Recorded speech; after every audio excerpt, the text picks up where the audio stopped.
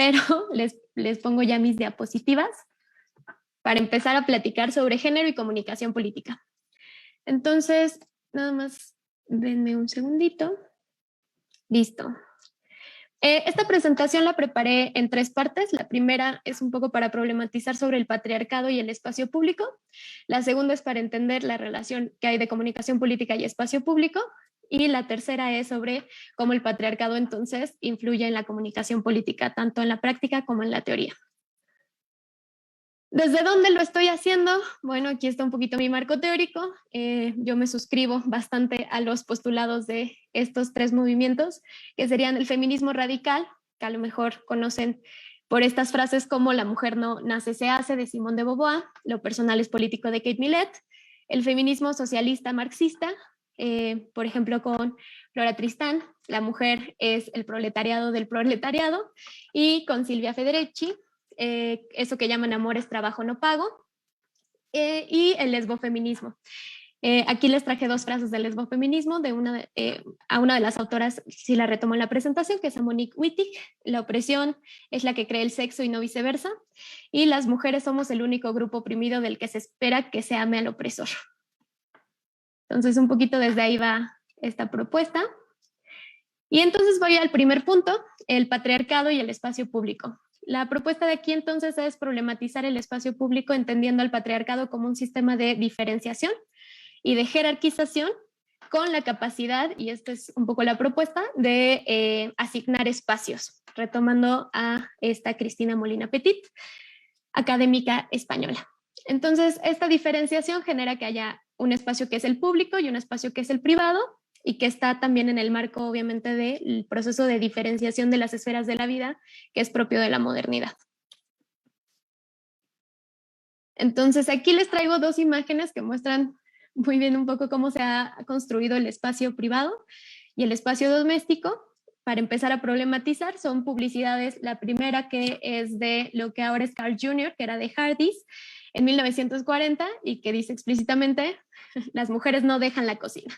Todos sabemos que el lugar de la mujer es la casa, está en cocinar. Y la otra es de unas corbatas, que ya entiendo ya no siguen manufacturando, es Van Heusen, y en 1951 decían: enséñale cómo este es un mundo de los hombres. Explícitamente lo reafirmaban. Y una frase que es bastante común: una buena esposa siempre sabe su lugar. Entonces, teniendo en cuenta esta idea del patriarcado como un sistema de diferenciación y jerarquización, que además tiene la capacidad de asignar espacios, pues entonces podemos hacer una lectura de estas olas del feminismo como una lucha por ocupar estos espacios que nos han sido negados, empezando por el feminismo ilustrado, el movimiento sufragista, y pasando por el feminismo radical, y hoy que estamos ya en esto que se consideraría como la 4ª ola, que todavía se está como debatiendo, construyendo. Sin obviar, obviamente, que esto es una lectura pues occidental del movimiento feminista, y justo deja de lado algunos movimientos que son importantes, al menos para mi propuesta, que es el movimiento abolicionista, por ejemplo, el feminismo de la diferencia, el lesbofeminismo y el feminismo socialista, que fue el que les comenté hace un ratillo. Entonces, para empezar, tenemos que entender por qué la diferencia sexual se convierte en una diferencia política, como una de las bases del sistema patriarcal. Y empezamos con una definición, pues, de lo que consideramos el sistema sexogénero. El sistema sexogénero fue definido por Gail Rubin como el conjunto de disposiciones por el que una sociedad transforma la sexualidad biológica en productos de la actividad humana, en el cual se satisfacen esas necesidades humanas transformadas. Entonces, aquí visualmente tenemos a un bebé que está no asignado, y después, a partir de sus genitales, se les asigna ser un marco de cómo se tiene que existir, ¿no? Cómo se debe ser mujer y cómo se debe ser hombre. Solo que hay que entender que hay diferentes sistemas sexogénero en el mundo y en el tiempo, y que en específico el que nosotros estamos viendo pues es el del patriarcado, que supone que esta diferencia sexual se convierte en una diferencia que es jerárquica, o sea, una diferencia de poder. Y aquí retomamos entonces, o empezamos con una frase que se ha vuelto muy popular, pero que creo que es importante revisar, que es la de lo personal es político. La frase de lo personal es político es acuñada, como les decía al inicio, por Kate Millett, que es una feminista radical, que en su tesis doctoral, que se llama Política Sexual, pues acuña esta frase. Y lo que nos explica con esta frase es que la experiencia, lo que vivimos las mujeres, está atravesado por estructuras de poder, ¿no? Estructuras en donde, como ya he venido diciendo, pues hay una jerarquía donde el hombre está por arriba de las mujeres. En este sentido también, una de las cosas que va a reforzar el patriarcado en estos términos es el pensamiento heterosexual. Y esto nos lo explica, les decía, las lesbofeministas, sobre todo Monique Wittig, cuando nos habla del pensamiento como la ideología de la diferencia sexual. Entonces, lo que nos dice Monique Wittig es que este ser mujer y este ser hombre están determinados por la idea de que son complementarios, ¿no? Que la mujer es de una manera y el hombre es de otra manera porque su destino es estar juntos, en términos obviamente sexoafectivos, y eso lo que supone para Monique Wittig pues es una heterosexualidad obligatoria como un régimen político que se basa en la sumisión y la apropiación de las mujeres, en un sentido de una economía heterosexual, donde nosotras las mujeres somos apropiadas por este discurso, por los hombres que nos usan, ¿no? En diferentes sentidos, no solo sexualmente con el servicio sexual forzoso, sino también para cosas como ser soportes emocionales, para la crianza de sus hijos, para etcétera. Entonces, para Monique Wittig, algo que soporta ideológicamente esta diferenciación y jerarquización del patriarcado va a ser que creamos que nos complementamos y que creamos además que la naturaleza dice que los hombres y las mujeres tienen que estar juntos y reproducirse, que eso es lo natural. Para continuar, ya ahora con las feministas socialistas, pues una de las grandes contribuciones es que lo que van a traer a la mesa es de explicarnos cuál es la base material de esa diferencia sexual, y en la base material la vamos a encontrar en la modernidad con el capitalismo, en la división sexual del trabajo. Y la división sexual del trabajo lo que supone es que los hombres se dedican a lo que se conocerá como el trabajo productivo, el trabajo que genera dinero, el trabajo que genera bienes para ser intercambiados en el mercado, mientras las mujeres van a ser las que van a estar responsabilizadas del trabajo reproductivo. Ahorita hablaré un poquito más de qué va el trabajo reproductivo. Entonces, esta división sexual del trabajo, nos explican las feministas socialistas, se da en el tránsito del feudalismo al capitalismo. En el feudalismo teníamos la unidad doméstica, las casas, comunidades productivas, pero en una estructura en la que todos producían, todos eran parte de las actividades productivas. Pensemos que para la agricultura, tanto hombres y mujeres como niños en el hogar trabajaban para las cosechas. En el tránsito al capitalismo, durante el proceso de la revolución industrial, se va a generar un cambio que va a ser elemental para esta división sexual del trabajo, que es la diferenciación de los espacios en donde se da el trabajo productivo y el trabajo reproductivo, con la creación en específico de la fábrica. Entonces, esta fábrica se convierte en un espacio en donde los hombres, que son los que hacen el trabajo productivo, salen de su casa, que sería el espacio privado, al espacio público para ir a trabajar, ¿no? Para ir a generar dinero, capital. Y en el caso del trabajo reproductivo, estas actividades se quedan en el hogar, en el espacio privado. Entonces, esta diferenciación de las esferas de la vida pues está atravesada también por esta diferenciación de las condiciones de la producción capitalista. Y para que esto fuera posible, ay, perdón, nos explica esta Silvia Federici, tuvo que haber un proceso que ella llama como de domesticación de las mujeres.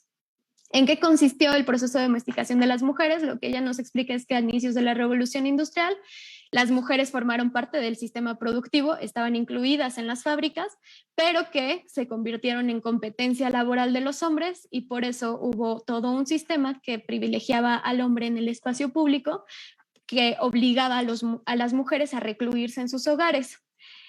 Obligar a las mujeres a volver a la casa, esta domesticación, pasa por el acoso sexual, por ejemplo, en el espacio público, pasa por la violencia, también la violencia sexual en el espacio público, y un periodo histórico que nos retrata esta Silvia Federici por la quema de brujas, que también es un proceso de disciplinamiento de las mujeres y de sus cuerpos para someterse a las nuevas lógicas reproductivas del capital.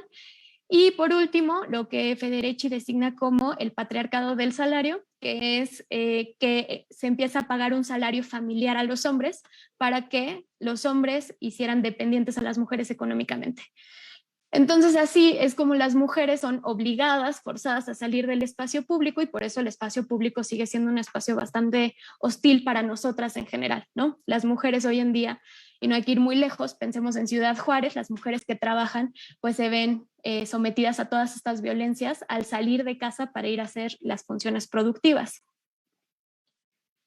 Entonces, este trabajo reproductivo, que es el que se va a dar en el espacio privado y en el espacio doméstico, va a ser el trabajo que va a estar asociado a la reproducción de la vida.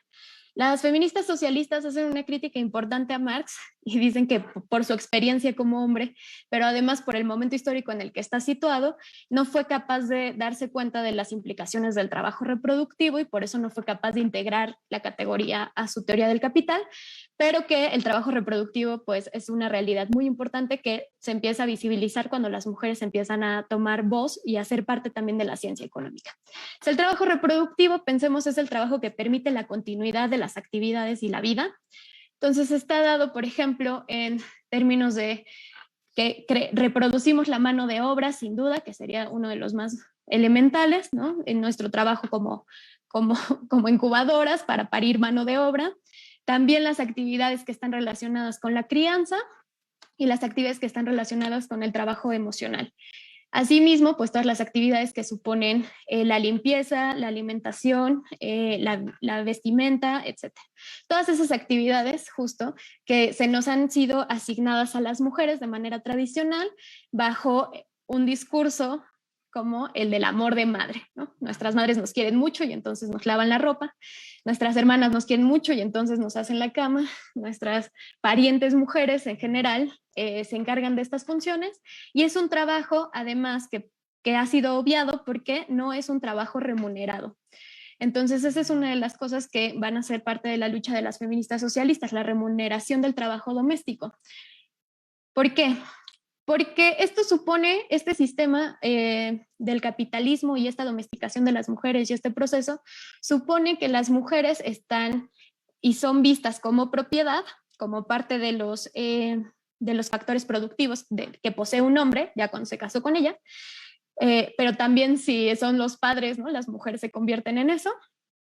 Y las mujeres además están negadas a la propiedad, al acceso de tener bienes públicos, sobre todo al inicio del capitalismo y de la modernidad, a partir de, obviamente, derechos que no tenían, como el de la herencia, o sea, fundamentados en la ley, y también porque no tenían acceso a este trabajo productivo y por lo tanto no tenían acceso a tener una remuneración, y por lo tanto si querían existir, si querían mantenerse con vida, pues tenían que casarse con un hombre que sí recibiera un salario, con un hombre que sí tuviera una casa, o pues quedarse en casa de su padre para toda la vida, ¿no? Estar sometidas justo a ese régimen.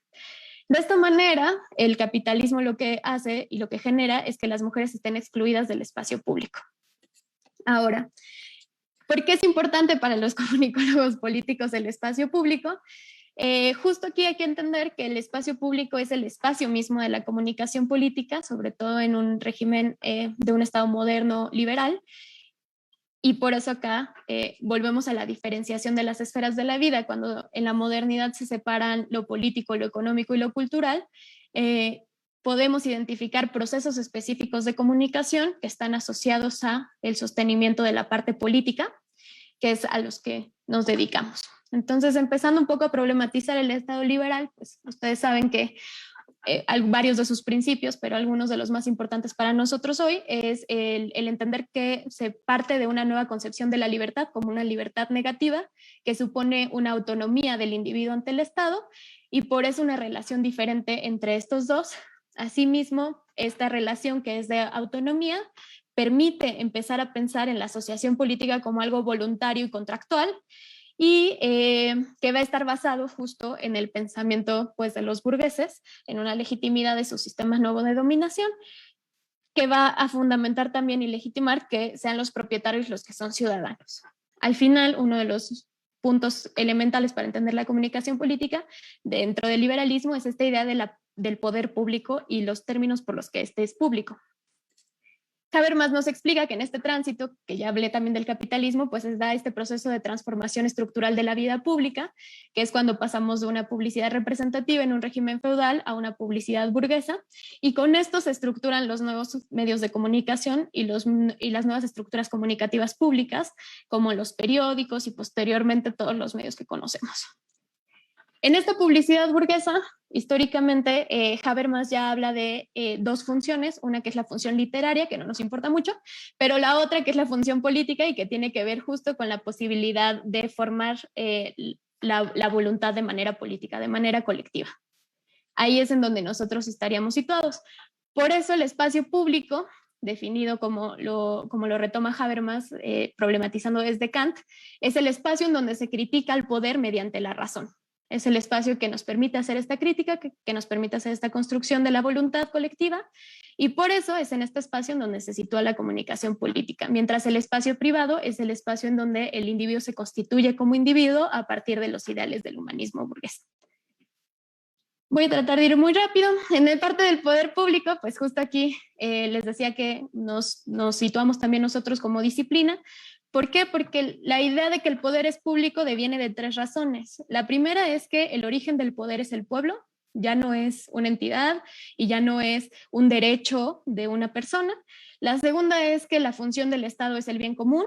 Y la tercera es que las acciones políticas ya no se pueden mantener en secreto porque hay una desconfianza entre la secrecía, y por eso se aboga porque esta realización, este ejercicio del poder se haga en público. Y en este momento, cuando hablamos de publicidad del poder, entramos en nuestras funciones como comunicólogos políticos. Entonces, ¿qué pasa de la comunicación política y el patriarcado?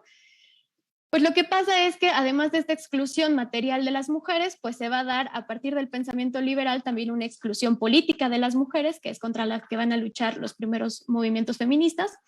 ¿Por qué? Porque el contrato social es definido incluso en la teoría como un contrato que se da entre individuos libres que tienen libertad, autonomía, que son racionales, y el contrato es racional y voluntario. Entonces, ¿quiénes pueden realmente suscribir contratos en los inicios de la modernidad? Exclusivamente los hombres, ¿no? Como dijimos, las mujeres estaban excluidas de la propiedad y también estaban excluidas del sistema educativo para convertirse en seres racionales. Entonces, los únicos sujetos que tenían la propiedad, que tenían dinero, que tenían casa y que tenían educación, que tenían propiedad de sí y propiedad de afuera, pues eran los hombres.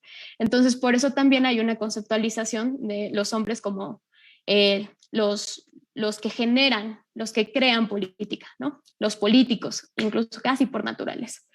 Derivado de esto, pues el contrato sexual, que es un término acuñado por Carol Pateman, pues lo que nos explica también es que esta teoría liberal lo que oculta al final es una reorganización del sistema patriarcal, en donde el sistema patriarcal moderno pues se va a fundamentar en un derecho político de los varones sobre las mujeres. O sea, ya no solo el dinero, la casa y la educación, cosas que tenían acceso, sino también la propiedad sobre nosotras, lo que le va a permitir, justo como decíamos, ser incluso independientes. Hace poquito vi un meme que decía justo que en la academia teníamos que hablar de cómo los investigadores hombres sostienen muchas de su productividad en sus compañeras mujeres, y esta idea como de detrás de un gran hombre hay una gran mujer, y cómo eso se refleja en una explotación, ¿no?, de las mujeres que son pareja. Entonces, ¿qué nos deja esto? Pues nos deja pues estas premisas, que hay una diferencia sexual política, que la base material es el capitalismo, que la base ideológica está situada también en lo heterosexual, en la heteronorma, y que las mujeres entonces están recluidas en el espacio público y excluidas del espacio, recluidas en el espacio privado y excluidas del espacio público, sin gozar además de los beneficios del espacio privado, porque su reclusión en el espacio privado no es para convertirse en ese gran hombre ilustrado, ¿no? Sino más bien es para seguir trabajando y explotarla. Y eso nos limita un tanto en comunicación política. ¿Por qué? Porque los actores con legitimidad de expresarse de lo público son entendidos como masculinos, sobre todo. Las mujeres no son estudiadas en su rol de emisora, pero sí se investigan en ocasiones en su rol de receptoras. Las actividades femeninas no son socialmente valiosas y por eso también los atributos políticos se han dado más a los hombres. La comunicación política de las mujeres tiene una cosa que es interesante, que es que se da a partir de roles que no solo son de la ciudadanía, porque estuvimos excluidas muchísimo tiempo sobre la ciudadanía, pero como nosotros entendemos la comunicación política como el intercambio entre ciudadanos, dejamos de ver la comunicación de las mujeres en otros espacios y en otros momentos. Las mujeres, obviamente, esto explica también la lucha constante por apropiarse del espacio público, y las mujeres que participan en cargos públicos son representadas desde sus roles privados. Obviamente aquí ya tiene que ver con la representación de las mujeres. Ya por último, pues esto hace y aclara, ¿no?, cómo la comunicación política hoy en día necesita a fuerza para poder ampliar y salir de estas limitantes que están dadas por las condiciones históricas, necesita hacerse y estudiarse con perspectiva de género.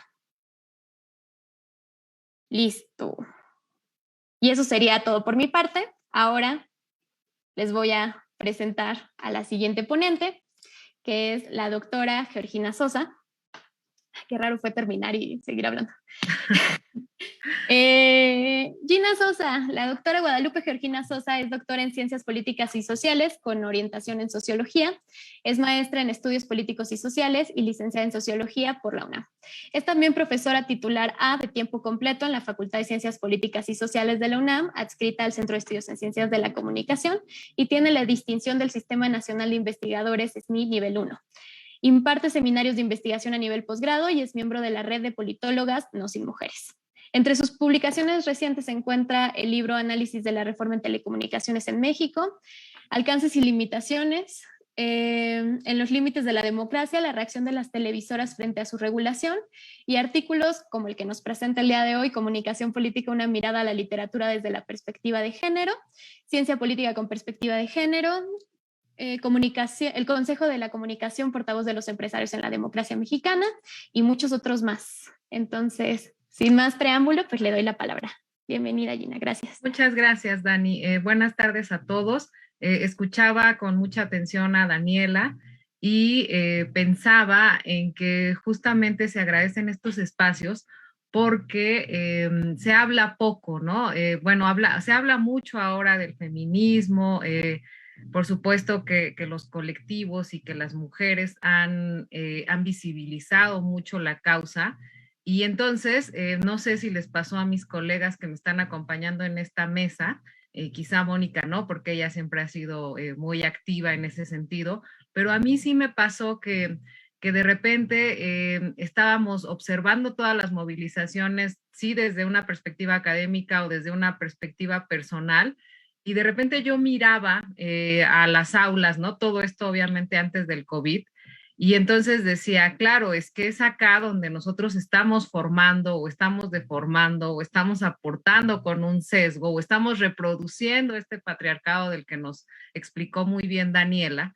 Y de repente fue terrible para mí revisar mis programas de estudio y darme cuenta que no tenía perspectiva de género, ¿no? Era algo de lo que no estábamos hablando, creo que apenas estábamos como saliendo del marxismo, ¿no? Y de repente entendiendo el lenguaje inclusivo, y entonces nos damos cuenta que sin querer nosotras nos formamos pues en ese sistema y lo empezamos a reproducir sin tener una reflexión previa, ¿no? Yo, obviamente ustedes van a decir, bueno, después de esos títulos que leyó Daniela, ¿qué hace ella en el tema de comunicación política y género? Y la verdad es que entré siempre a este tema que no es, digamos, una línea de investigación que yo haya elegido, pero que ahora me gusta mucho, más por invitaciones de segundos o de terceros. Y he podido hacer 2 artículos que se relacionan con el tema y que justamente han sido muy retadores por esta parte que yo les decía, porque también hay como de repente una ausencia en la discusión académica. Por fortuna ahorita esto ya lo estamos, ya lo estamos tratando de subsanar, pero recuerdo muy bien la primera vez que me invitaron a escribir un artículo sobre comunicación institucional y género, ¿no? Sobre el gobierno de la Ciudad de México y cómo es que construía su comunicación de gobierno y si esa comunicación de gobierno tenía perspectiva de género. Los hallazgos, si quieren, todos esos artículos se los puedo mandar si a alguien le interesa. Ahorita les pongo mi correo electrónico en el chat, están de libre acceso. Y pues me di cuenta que en efecto ahí teníamos otro problema y que nosotras desde la academia como formadoras podíamos poner un granito de arena, ¿no? Y luego viene esta invitación que me hacen las coordinadoras de un PAPIME, Luz María Parcero y Carolina Quilas, donde ellas se proponen mirar la ciencia política con perspectiva de género y me invitan a escribir el capítulo que tiene que ver con comunicación política.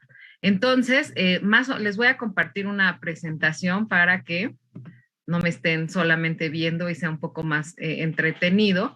Pero bueno, lo que les quiero contar, perdón. Lo que les quiero contar ahí es cómo fue este recorrido. Me parece que es interesante porque son temas y líneas de investigación que están en boga.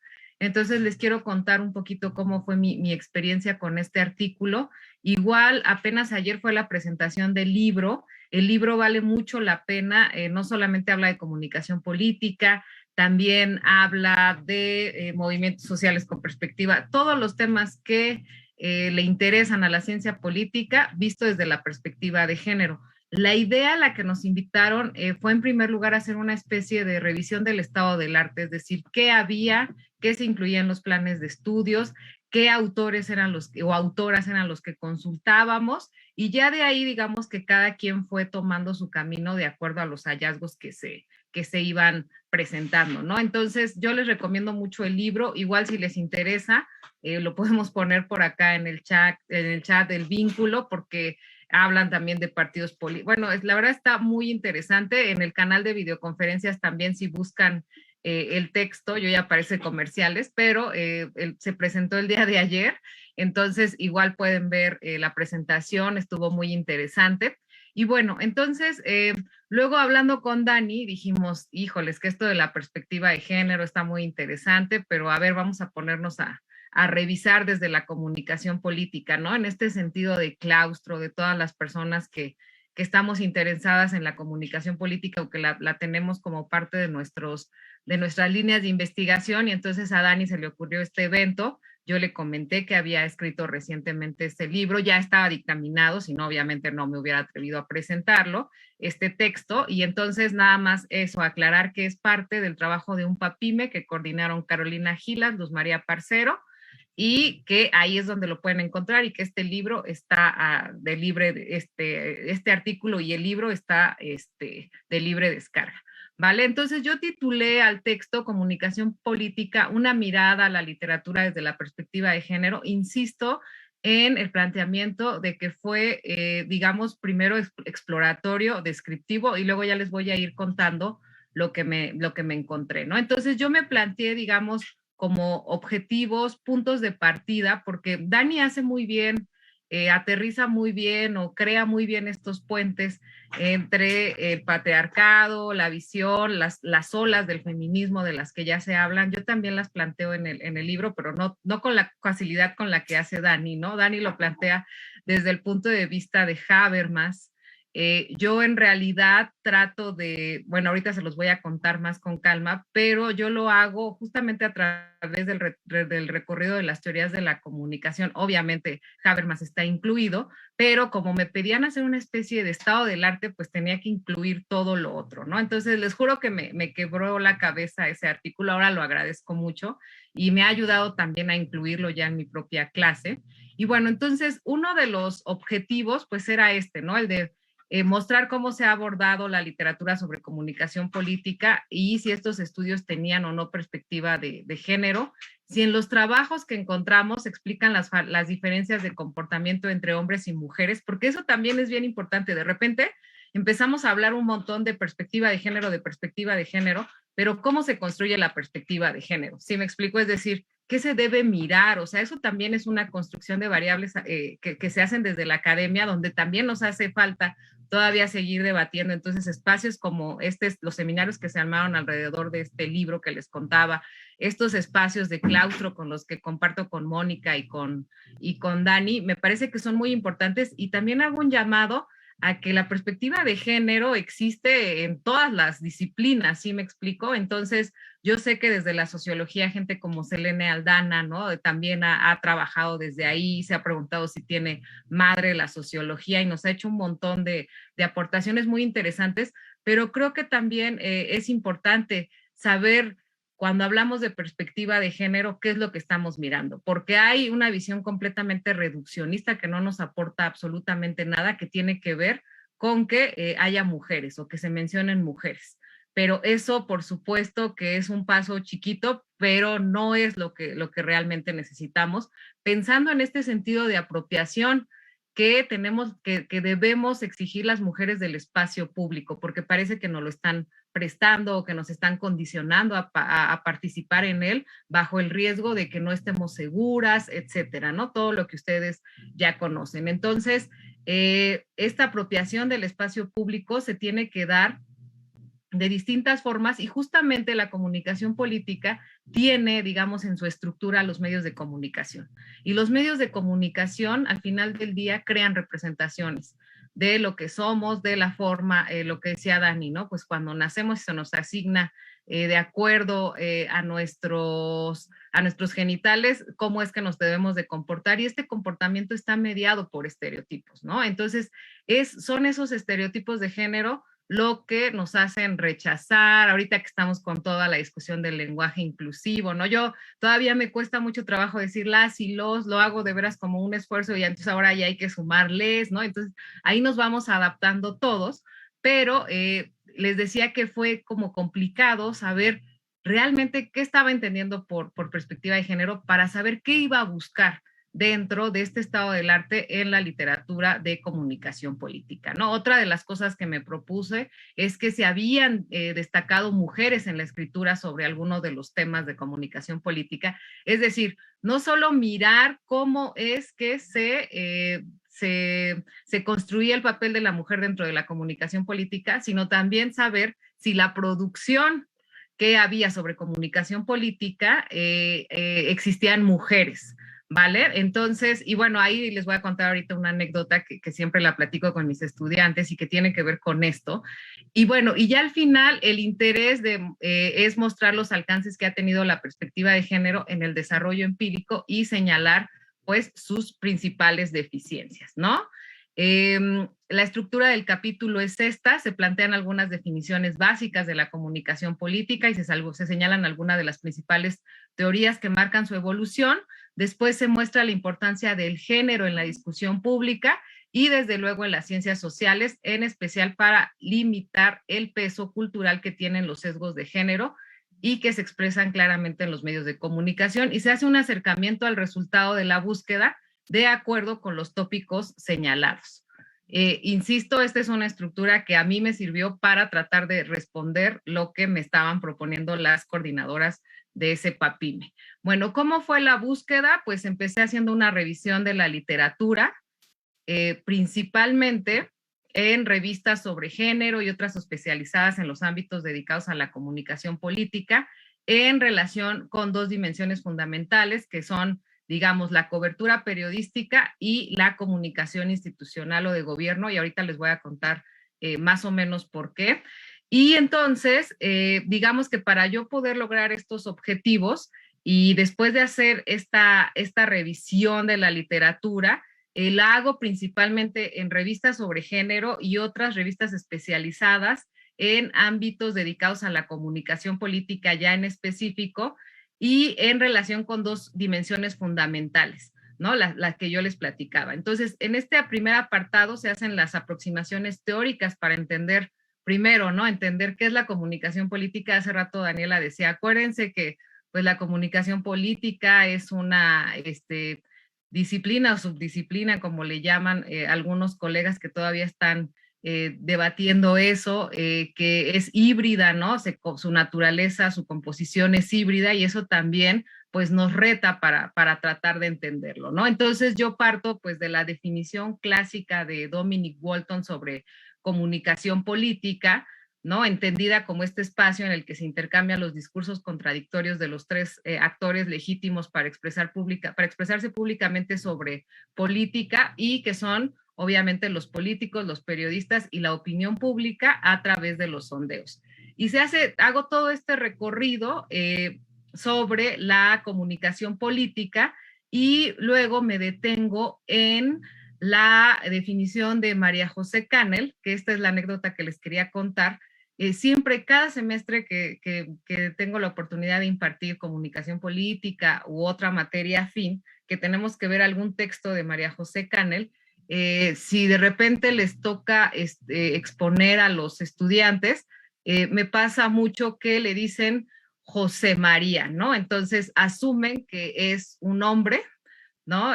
María José Cannell es muy importante para la comunicación política, sus textos son de los más consultados, ella es una mujer española. Yo siempre les digo, pero investigaron ¿no? Porque es uno de los requisitos, pues a ver, hay que investigar al autor o a la autora para saber desde qué contexto nos está exponiendo, ¿no? Lo que nosotros estemos consultando de él o de ella. Y entonces me dicen, sí, ¿por qué? Y yo, bueno, porque en principio es mujer, ¿no? Pero es también esta idea, ¿no? De que siempre la producción del conocimiento viene principalmente de hombres. Y entonces, como en su nombre se llama José, entonces eliminamos todo lo otro y entonces decimos, sí, José Cannell, ¿no? Y eso es, digamos, una cosa indicativa, si ustedes quieren, menor, pero que yo he visto en cada generación de manera empírica, si así lo quieren ver, que existe esa confusión, ¿no? Entonces, luego me voy ya con Masolini, con Manuel Guerrero, que tiene una visión, digamos, muy crítica respecto al modelo de Walton. Trato yo en el artículo como de discutir con estos conceptos sobre comunicación política. También toco los conceptos de Flavia Feinberg, del Rey Morato, etcétera, ¿no? Y ya a partir de ahí yo lo que digo es que me quedo con el concepto de María José Cannell, o con esta definición que se acerca más a lo que a mí me interesa explorar sobre comunicación política y comunicación de las instituciones.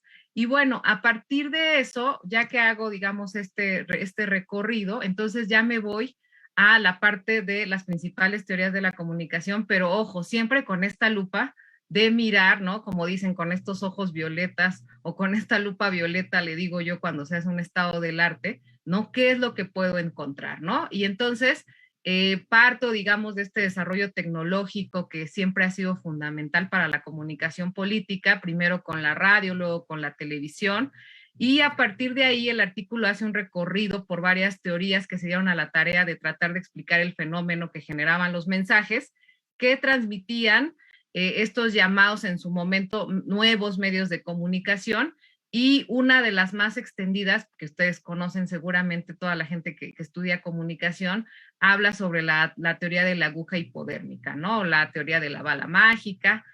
Pues lo que nos dice es que en realidad prácticamente el mensaje, ¿no? Se inyectaba y entonces nosotros lo recibíamos así tal cual, y no lo, y entonces prácticamente obedecíamos, ¿no? Ese tipo de contenidos. Obviamente esa teoría quedó descartada, la teoría de los efectos limitados también cuando se empieza a probar, los modelos de las cajas de resonancia que ahora curiosamente se han vuelto muy vigentes por la parte de las redes sociales digitales, donde han, digamos, como que han resurgido. Entonces, hago todo este recorrido en dos sentidos, ¿no? Tratando de buscar si había algún estudio específico sobre mujeres, o si había alguna producción científica sobre mujeres respecto a esta teoría. Ahorita en las conclusiones no se las adelanto, les platico qué encontré, pero más o menos para que vayan viendo de qué va el texto, ¿no? Y bueno, entonces ya en la parte de mujeres y comunicación política, yo titulo, en un subtítulo le llamo la perspectiva faltante, ¿no? Ya que hago este recorrido, pues me doy cuenta que si reviso, digamos, detenidamente los años de su desarrollo, pues podríamos llegar a la conclusión de que las mujeres no desempeñaron un papel principal en la evolución de las teorías estas que les platicaba, o en el estudio los fenómenos que son su objeto de estudio. Aquí mencioné algunas, pero hago un recorrido completo de las otras. Y lo que alcanzo a apreciar es una carencia de perspectiva de género, ¿no? Que haga visible a las mujeres en los fenómenos y procesos políticos y sociales. Obviamente eso era una hipótesis que era prácticamente obvia, ¿no? Que me iba a encontrar esta ausencia. Si vemos que estas teorías van de la mano con el desarrollo histórico, pues era muy probable que este hallazgo, digamos, se enunciara desde un inicio de la búsqueda, ¿no? Y bueno, pues para decirlo de manera más simple, han sido pocas las autoras y han sido poco estudiadas en el ámbito comunicativo, ¿no? Incluso la forma en la que por ahí de los años 50 la comunicación política cobra mucha relevancia, se centra justamente en los debates, ¿no? En los debates de los candidatos en Estados Unidos, y muchos de los atributos de esos debates tenían que ver con atributos que se caracterizan exclusivamente de manera masculina, ¿sí me explico? Entonces, este don de mando, esta capacidad, que era lo que se evaluaba en aquellos debates, ¿no? Que hicieron que la comunicación política de repente detonara y que todo el mundo dijera que es comunicólogo político, se empezara a interesar en la disciplina. Y bueno, ya de ahí, pues me doy cuenta de eso. Yo ahí le llamo subdisciplina, insisto, porque sé que hay un conflicto todavía. Yo siempre, mi corazón dice que es disciplina, pero mi razón piensa que sí es subdisciplina. Pero bueno, ese ya es otro tema, luego debatimos sobre eso.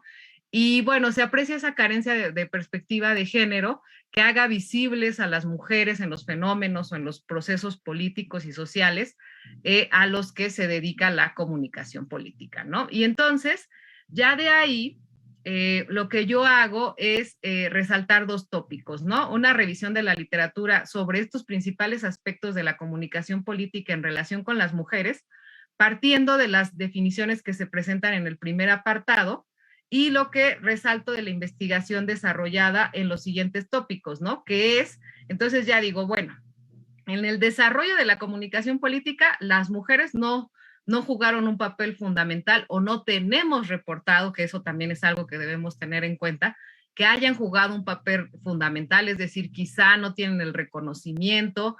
Habría que ver, para eso es que hay que hacer más estudios, pero a primera vista en una revisión de estado del arte no parecen tener una figura fundamental. Pero luego, conforme fue avanzando el tiempo, caí en cuenta que había dos tópicos donde ya se hablaba mucho de mujeres, que eso no significa, insisto, que sea, digamos, un asunto de victoria, porque también la forma en la que se habla también va a determinar cómo se construye el imaginario social en el espacio público, ¿no? Y entonces veo que es en las coberturas periodísticas y en la comunicación gubernamental donde yo puedo encontrar ahí dos tópicos que me están alertando que está dentro de la comunicación política la figura de las mujeres, ¿no? ¿Y qué es lo que hago? Pues bueno, a partir de estos dos tópicos, lo que encuentro es que hay un sesgo en las coberturas periodísticas, es decir, ya que se abren estos espacios donde las mujeres logran ser protagonistas.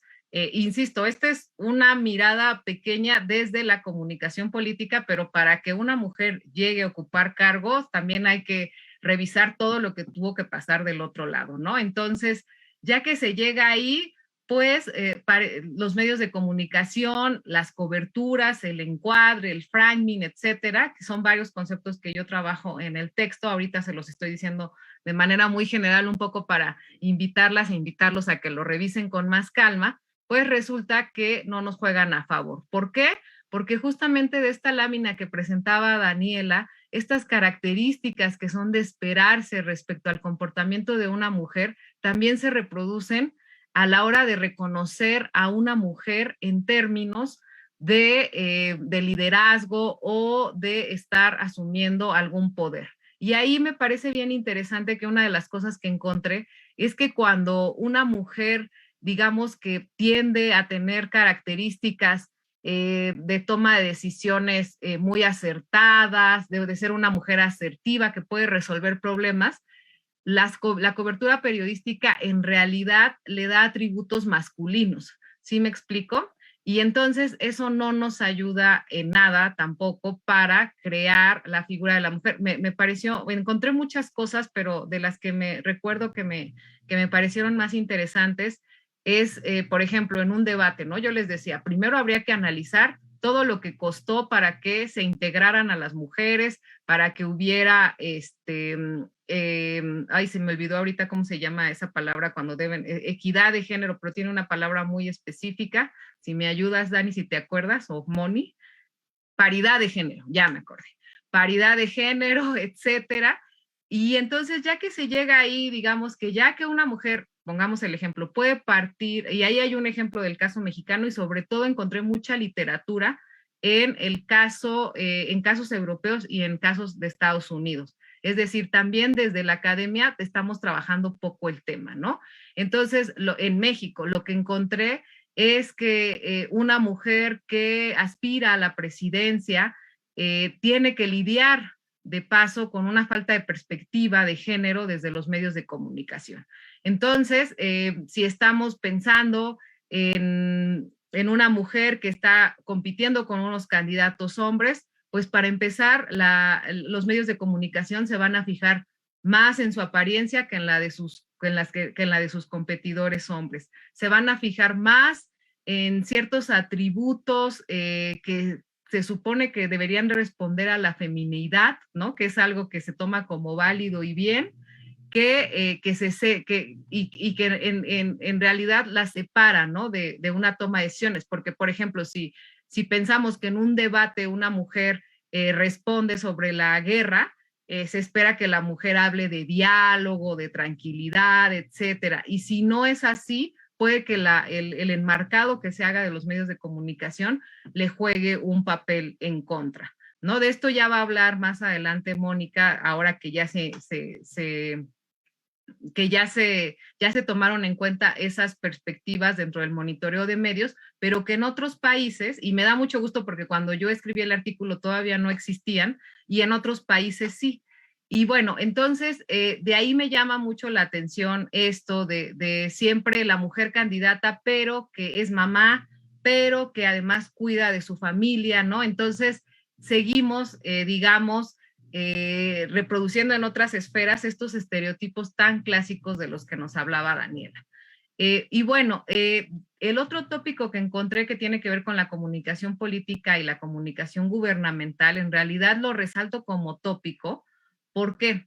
Por dos cosas. Ahí sí encontré mucha literatura de mujeres que han, digamos, encaminado estos conceptos de comunicación institucional y comunicación gubernamental, entre ellas la propia Canel, es decir, son pioneras en esos estudios, están dándonos producción científica, por eso es que lo destaco. Obviamente son conceptos que si la comunicación política es reciente, bueno, la comunicación institucional, la comunicación permanente gubernamental todavía es mucho más reciente que la política. Y bueno, también encontré que, bueno, asumiendo que las mujeres logren traspasar las barreras de género de estas campañas electorales que les platicaba, como candidatas, la manera en que comunica sigue siendo una necesidad y es aquí donde la comunicación gubernamental juega un papel muy importante.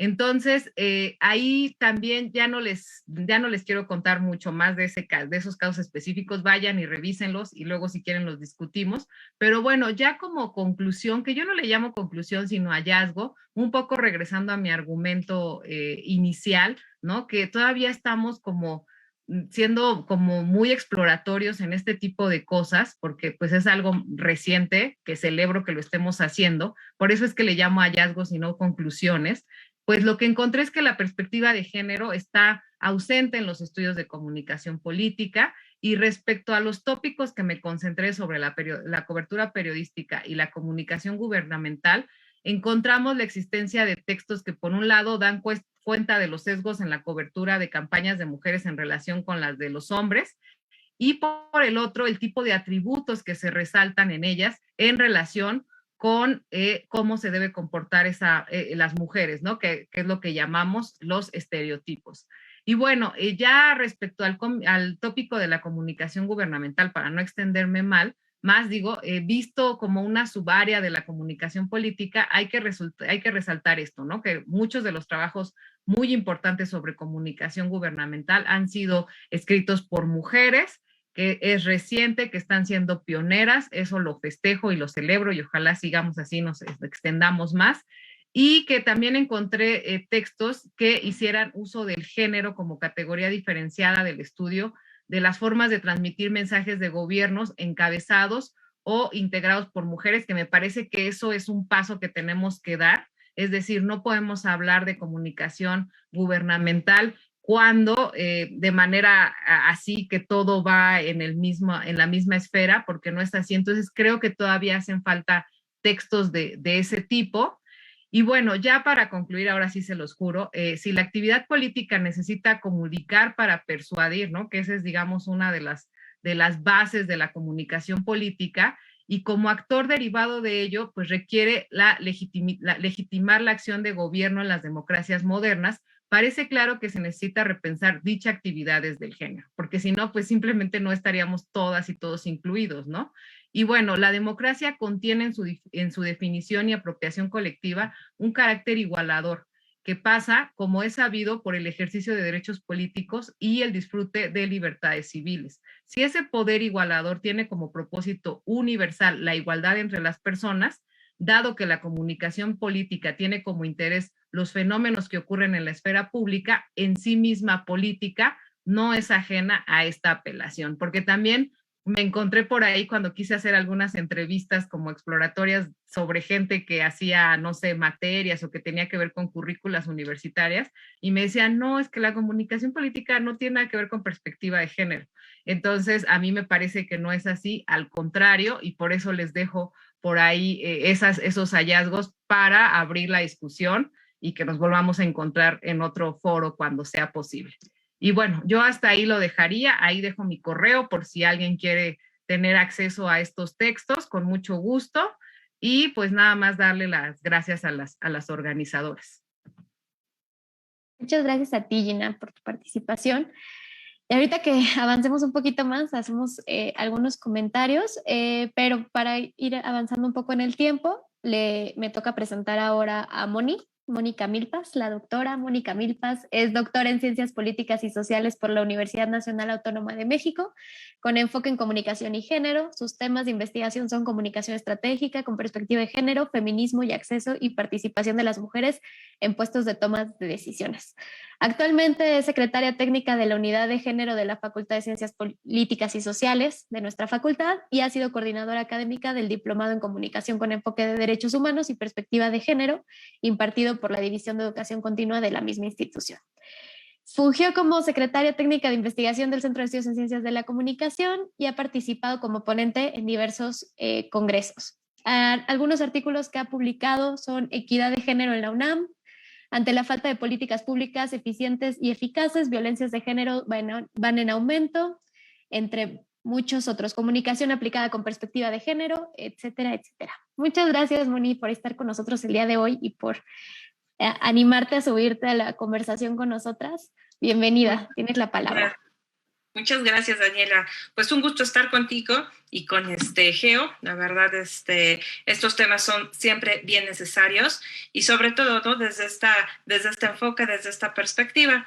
Entonces, bueno, yo para seguir la línea también les voy a compartir una presentación y va a ser igual, ¿no? Como ir abordando sobre los temas que ya han expuesto mis compañeras. En ese sentido, voy a ir utilizando la presentación más de forma gráfica. Y ahora bien, creo que aquí se abordan dos temas bien interesantes, ¿no? La comunicación política per se y las mujeres que están en el poder. Y como ya lo dijeron mis compañeras, el enfoque o el encuadre, que bien lo dijo la doctora Sosa, que se les da a estas mujeres que acceden al poder. Y creo que ahí es donde converge tanto esta narrativa que nos hizo Dani sobre cómo las mujeres se han ido apropiando de estos espacios públicos desde el hecho de que no podían estar ahí, no podíamos estar ahí, hasta esta apropiación y por ende a la apropiación de espacios de toma de decisiones, tanto en lo político como en las organizaciones privadas. Vamos a manejarlo ahí.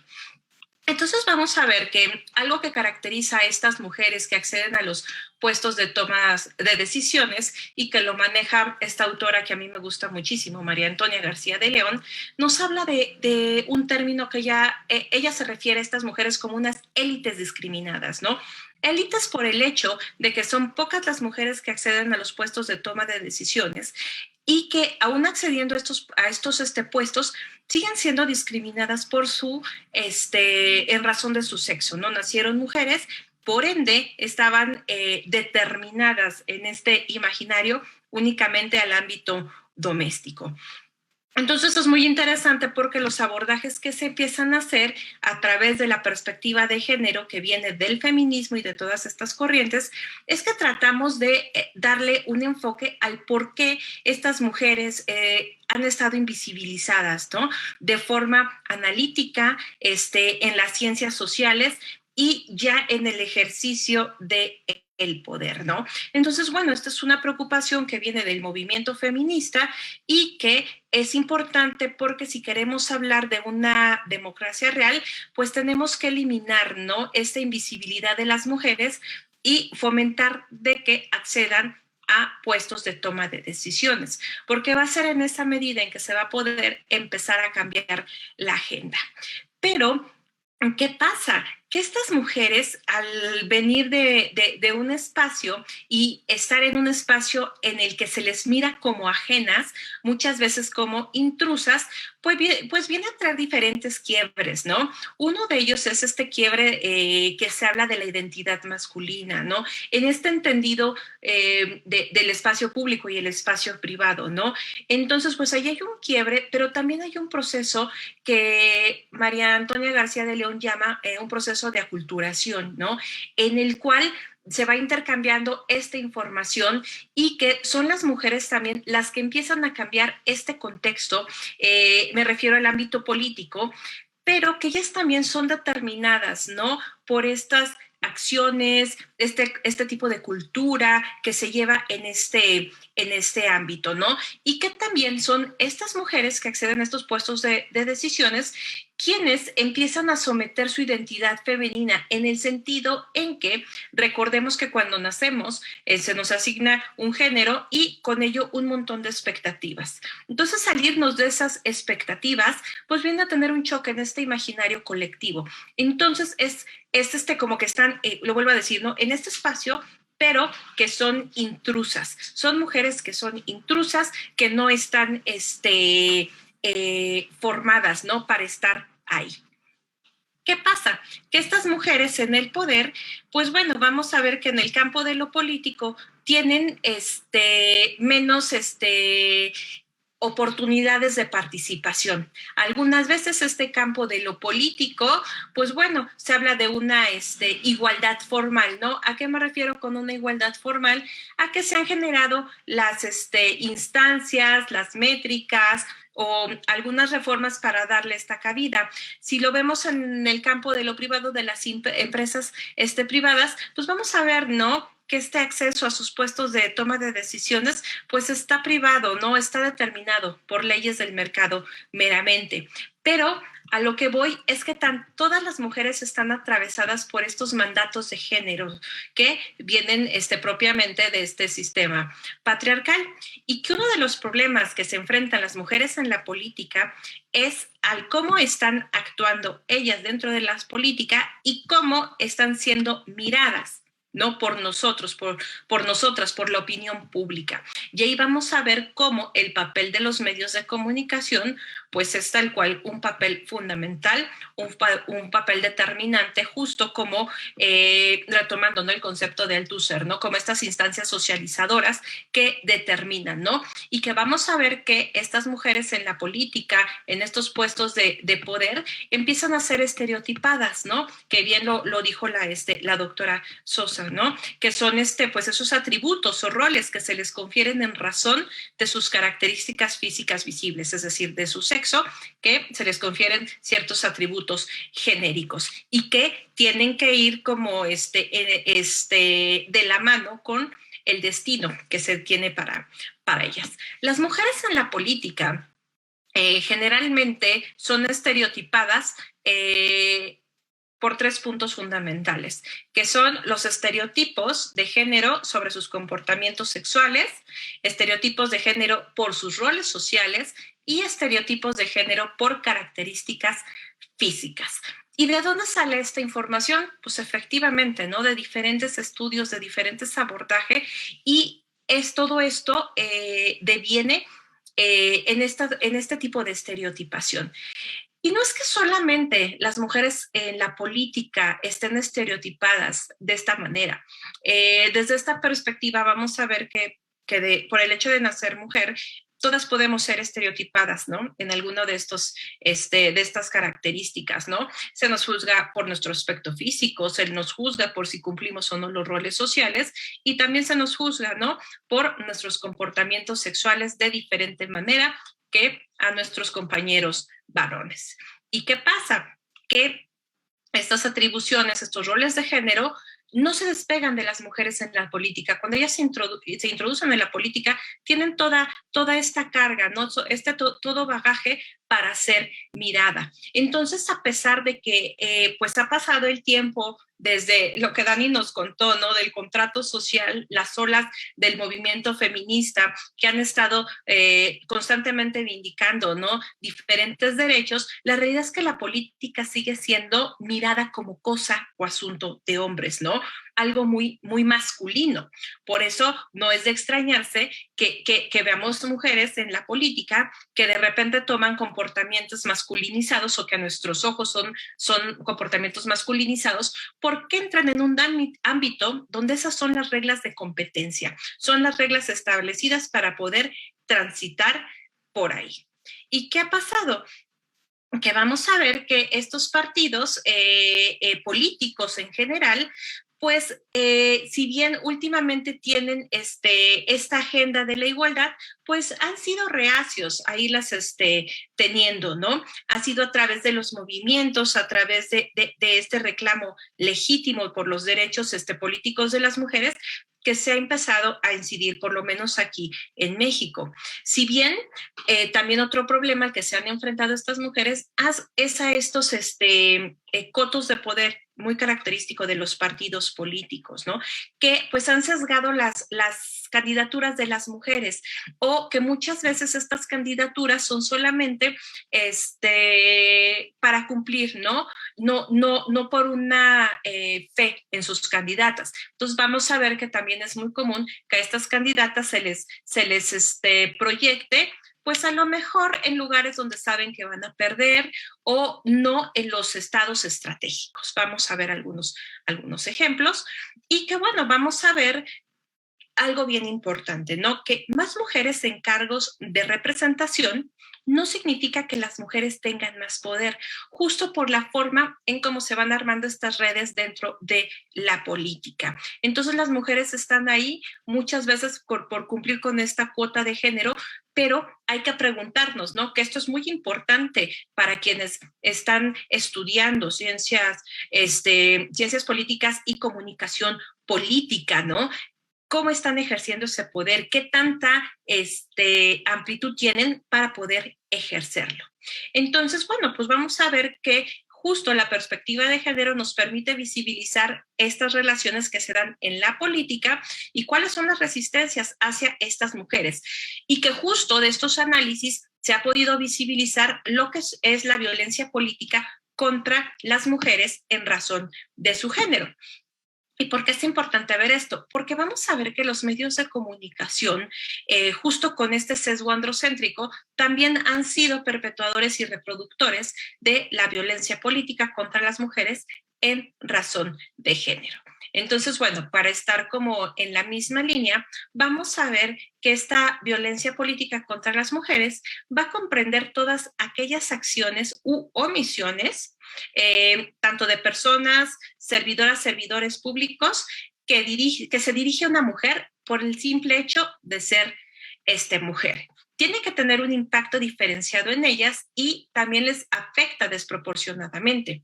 Y justo el objetivo de esta violencia es menoscabar o anular sus derechos políticos electorales, incluyendo el ejercicio del cargo.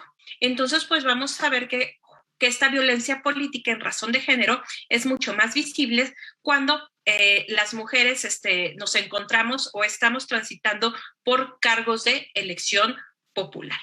Entonces, bueno, pues vamos a ver que esta violencia en razón de género puede ser física, psicológica, simbólica, sexual, patrimonial, económica o incluso feminicida. Y que estos ataques hacia las mujeres pues solamente tienen el trasfondo de descalificarlas y como perpetuar, ¿no?, esta desconfianza sistémica, y que justo, ¿no?, esto les da reduce sus posibilidades de llegar a ciertos cargos. Entonces, bueno, vamos a tener que considerar que esta violencia o surge desde esta perspectiva que se tiene de la mujer, de que ella está como en un lugar inferior a los varones, ¿no? Incluso en la política siempre se les va a mirar como en un ángulo inferior, y se les va a exigir que muestren diferentes virtudes o mayores virtudes de sus contrapartes varones, porque como ya les dije, al ser como extrañas invitadas en estos ámbitos, se les va a requerir como superpluses, es decir, características que primero determinen que merecen estar ahí, y ya después características que les permita competir en estos ámbitos. Y que todo, bueno, pues esto tiene su base, ¿no?, en esta construcción del patriarcado, en esta asignación de roles de género y justo en estas opresiones que nos lleva este mismo sistema.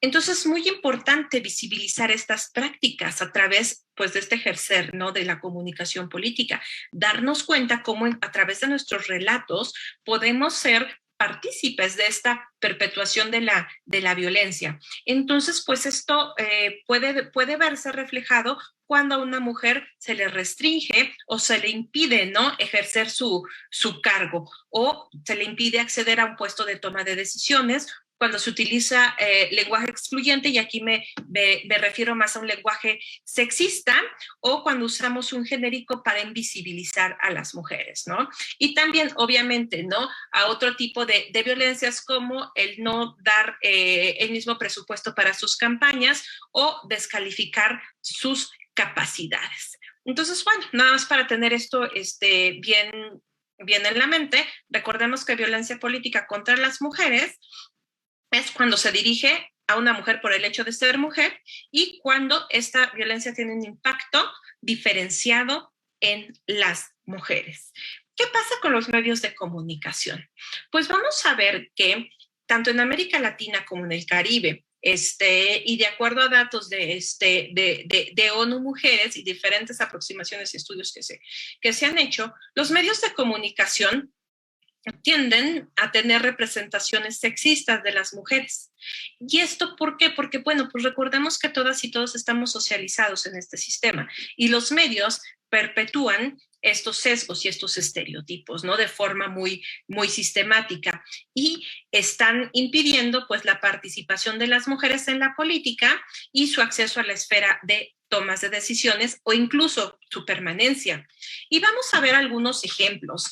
Hace algunos años, CIMAC, que es una agencia periodística que justo trabaja con perspectiva de género, se hizo la labor de tener un observatorio justo en alianza con el Observatorio Mundial de Medios, para ver cómo eran las coberturas de las mujeres, ¿no?, en sus campañas políticas que encontraron. Aquí traigo algunos ejemplos.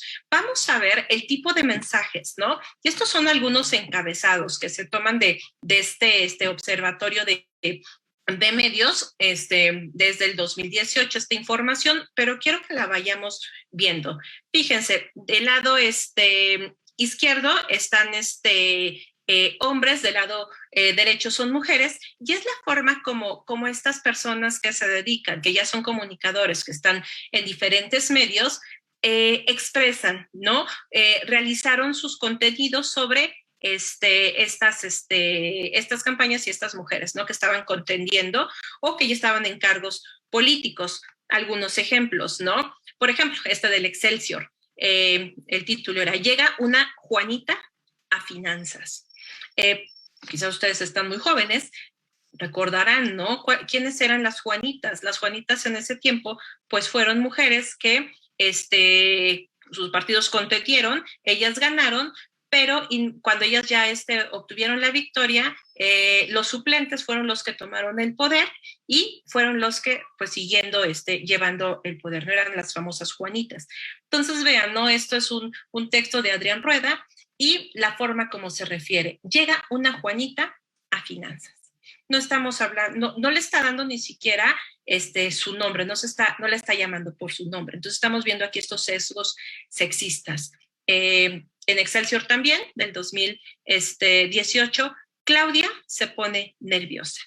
Claudia obviamente es ahora la jefa de gobierno, pero en este texto estamos viendo, ¿no? Cómo se alude a esas características femeninas mucho del sentimiento, ¿no? Del no control de las emociones, lo que decía Dani al principio. A los hombres les compete la razón, a las mujeres la emoción, y por eso las mujeres no podían estar en el espacio público, ¿no? Porque incluso, ¿no?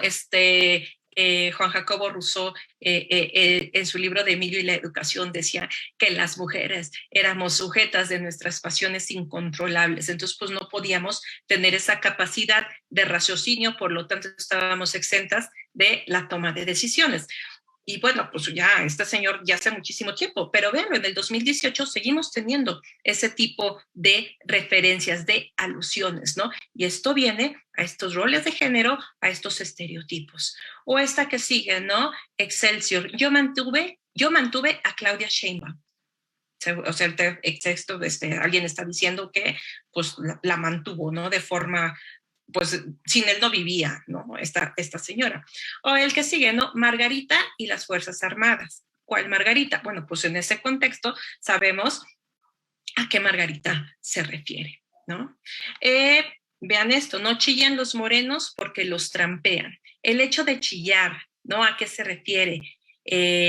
Al sentimiento, ¿no? Y los morenos, pues bueno, son los de Morena, y podemos ir viendo ahí diferentes, ¿no? También, el de Excelsior, la diputada Chimoltrufia.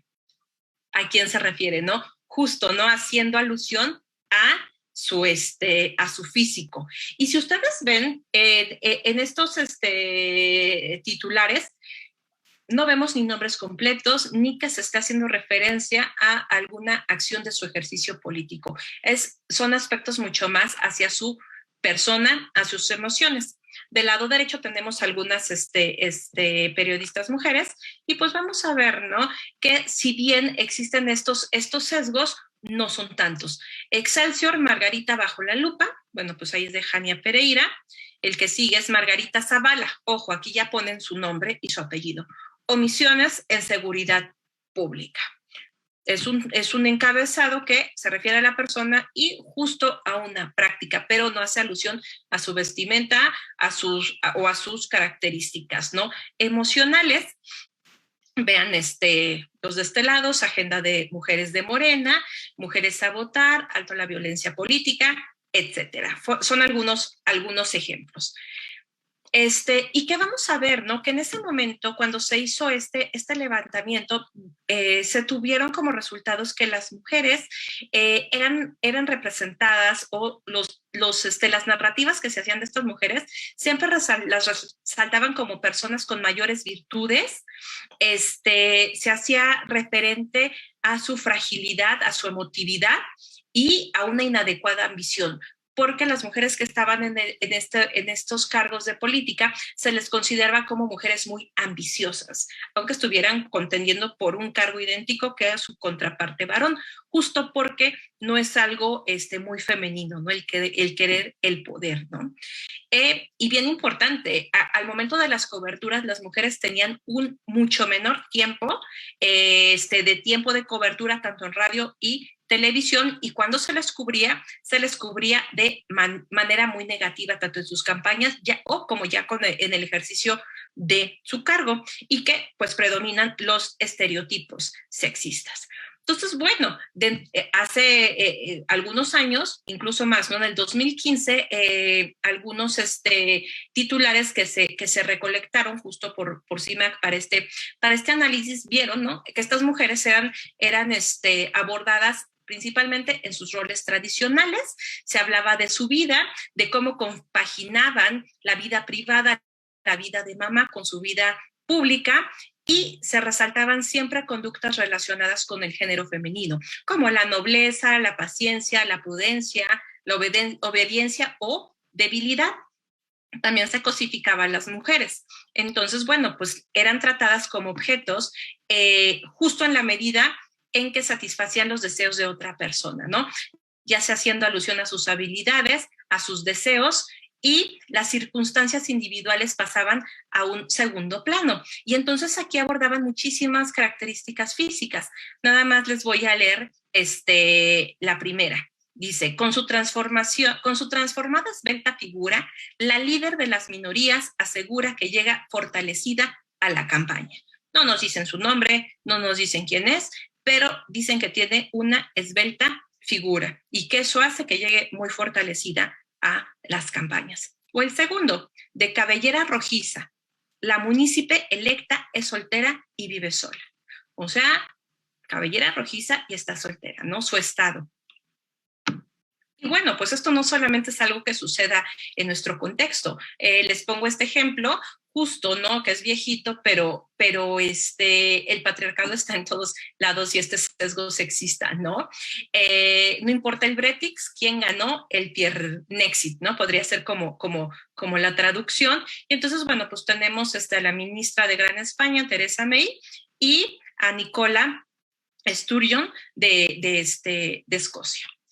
¿Y qué pasa? Que también, ¿no?, podemos ver estos sesgos en las declaraciones misóginas, que si bien no añaden a una mujer, toman a las mujeres justo como para hacer estas declaraciones. Y esta es una que a mí me ha impactado muchísimo. Ayotzinapa les pegó a los guerrerenses en lo más profundo, tan profundo que las y los guerrerenses tuvieron que cambiar y permitir que haya una mujer como candidata.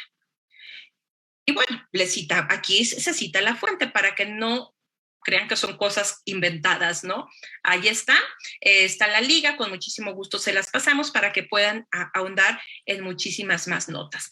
¿Qué pasó? Que ante esta situación justo hubo diferentes sectores, tanto de la academia como de diferentes instituciones, que alzaron la mano y que justo dijeron que tenían que haber una mirada diferente a las coberturas. Entonces, el INE, les digo, junto con muchas expertas, hicieron una revisión sobre los aspectos que se llevaban a cabo en el monitoreo de medios y decidieron meter algunas variables para y evidenciar y tener datos sobre la cobertura sexista que se hacía de las mujeres y para impactar en acciones que permitan erradicar la violencia política en razón de género.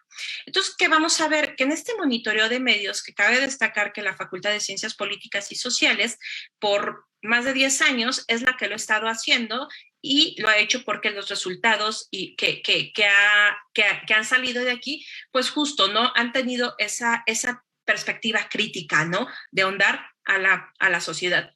¿Qué variables se incluyeron en este monitoreo de género, no?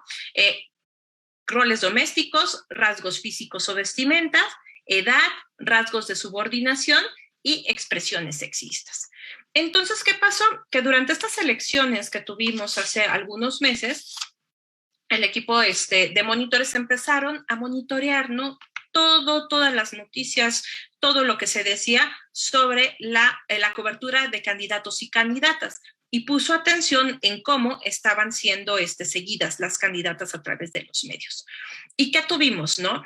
Que aún, acuérdense que vimos notas del 2015, del 2018. Pues bueno, en pleno 2021 se sigue cosificando a las mujeres. Lo azul es radio, lo rojo es televisión. el estereotipo o, pues sí, la cosificación de las mujeres sigue estando presente.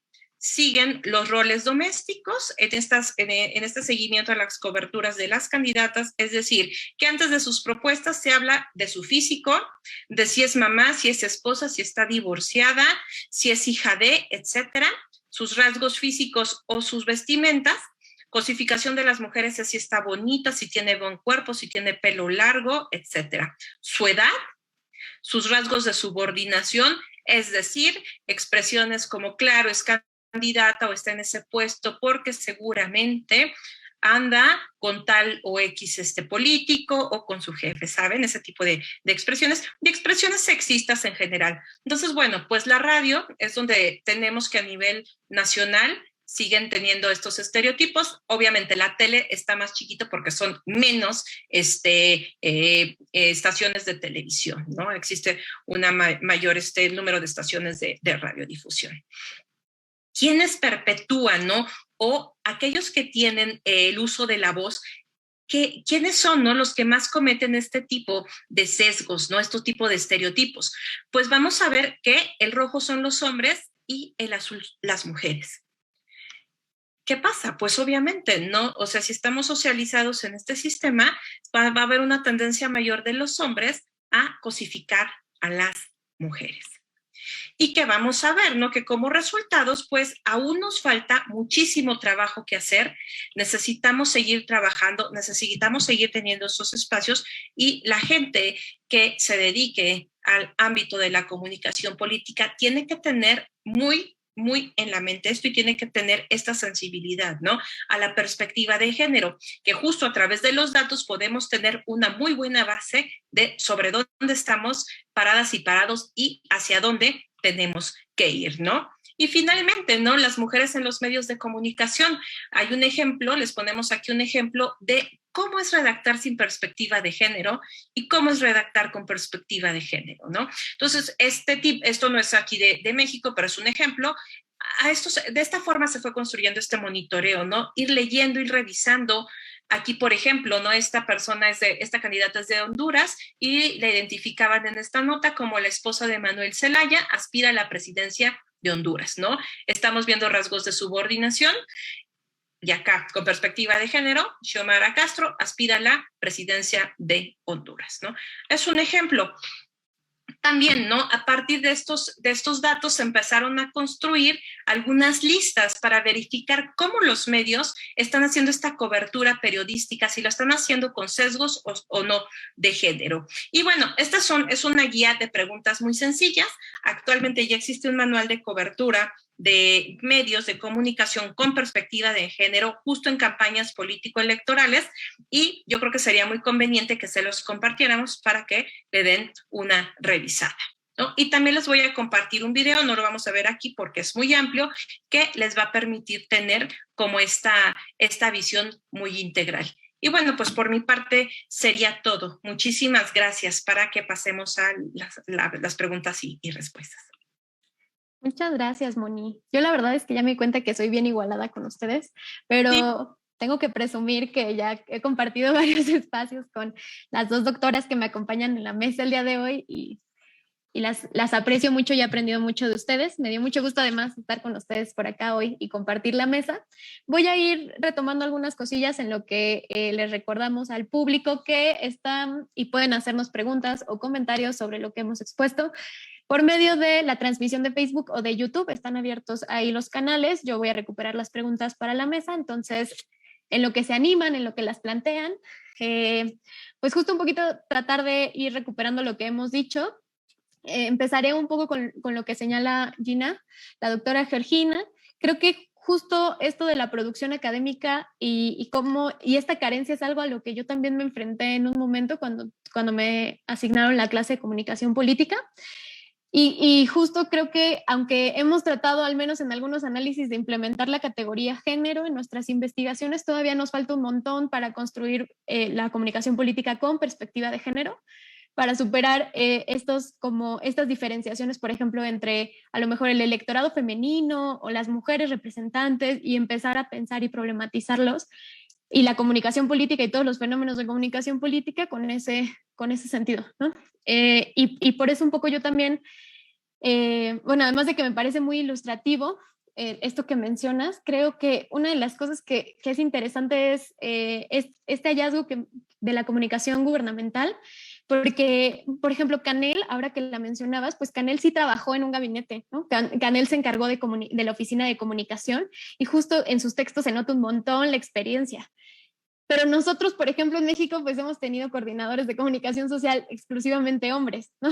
Estaba pensando que, pues a lo mejor bueno, no a lo mejor, ¿no? Una de las investigadoras que ha abonado en entender la comunicación social de presidencia, Yolanda Meyenberg, la doctora que está en el Instituto de Investigaciones Sociales, pues lo que hace es recuperar, pero la experiencia de esos hombres a partir de las entrevistas, y es muy ilustrativo, ¿no? Va de los sexenios de, si no mal recuerdo, Cedillo, hasta Calderón, pero pues la tendencia se mantiene, ¿no? También Peña Nieto tuvo 2 hombres, AMLO ahorita está con Jesús, entonces, pues a lo mejor también por eso nos hace falta todavía avanzar en esa producción, porque no hemos tenido mucha experiencia en el asunto.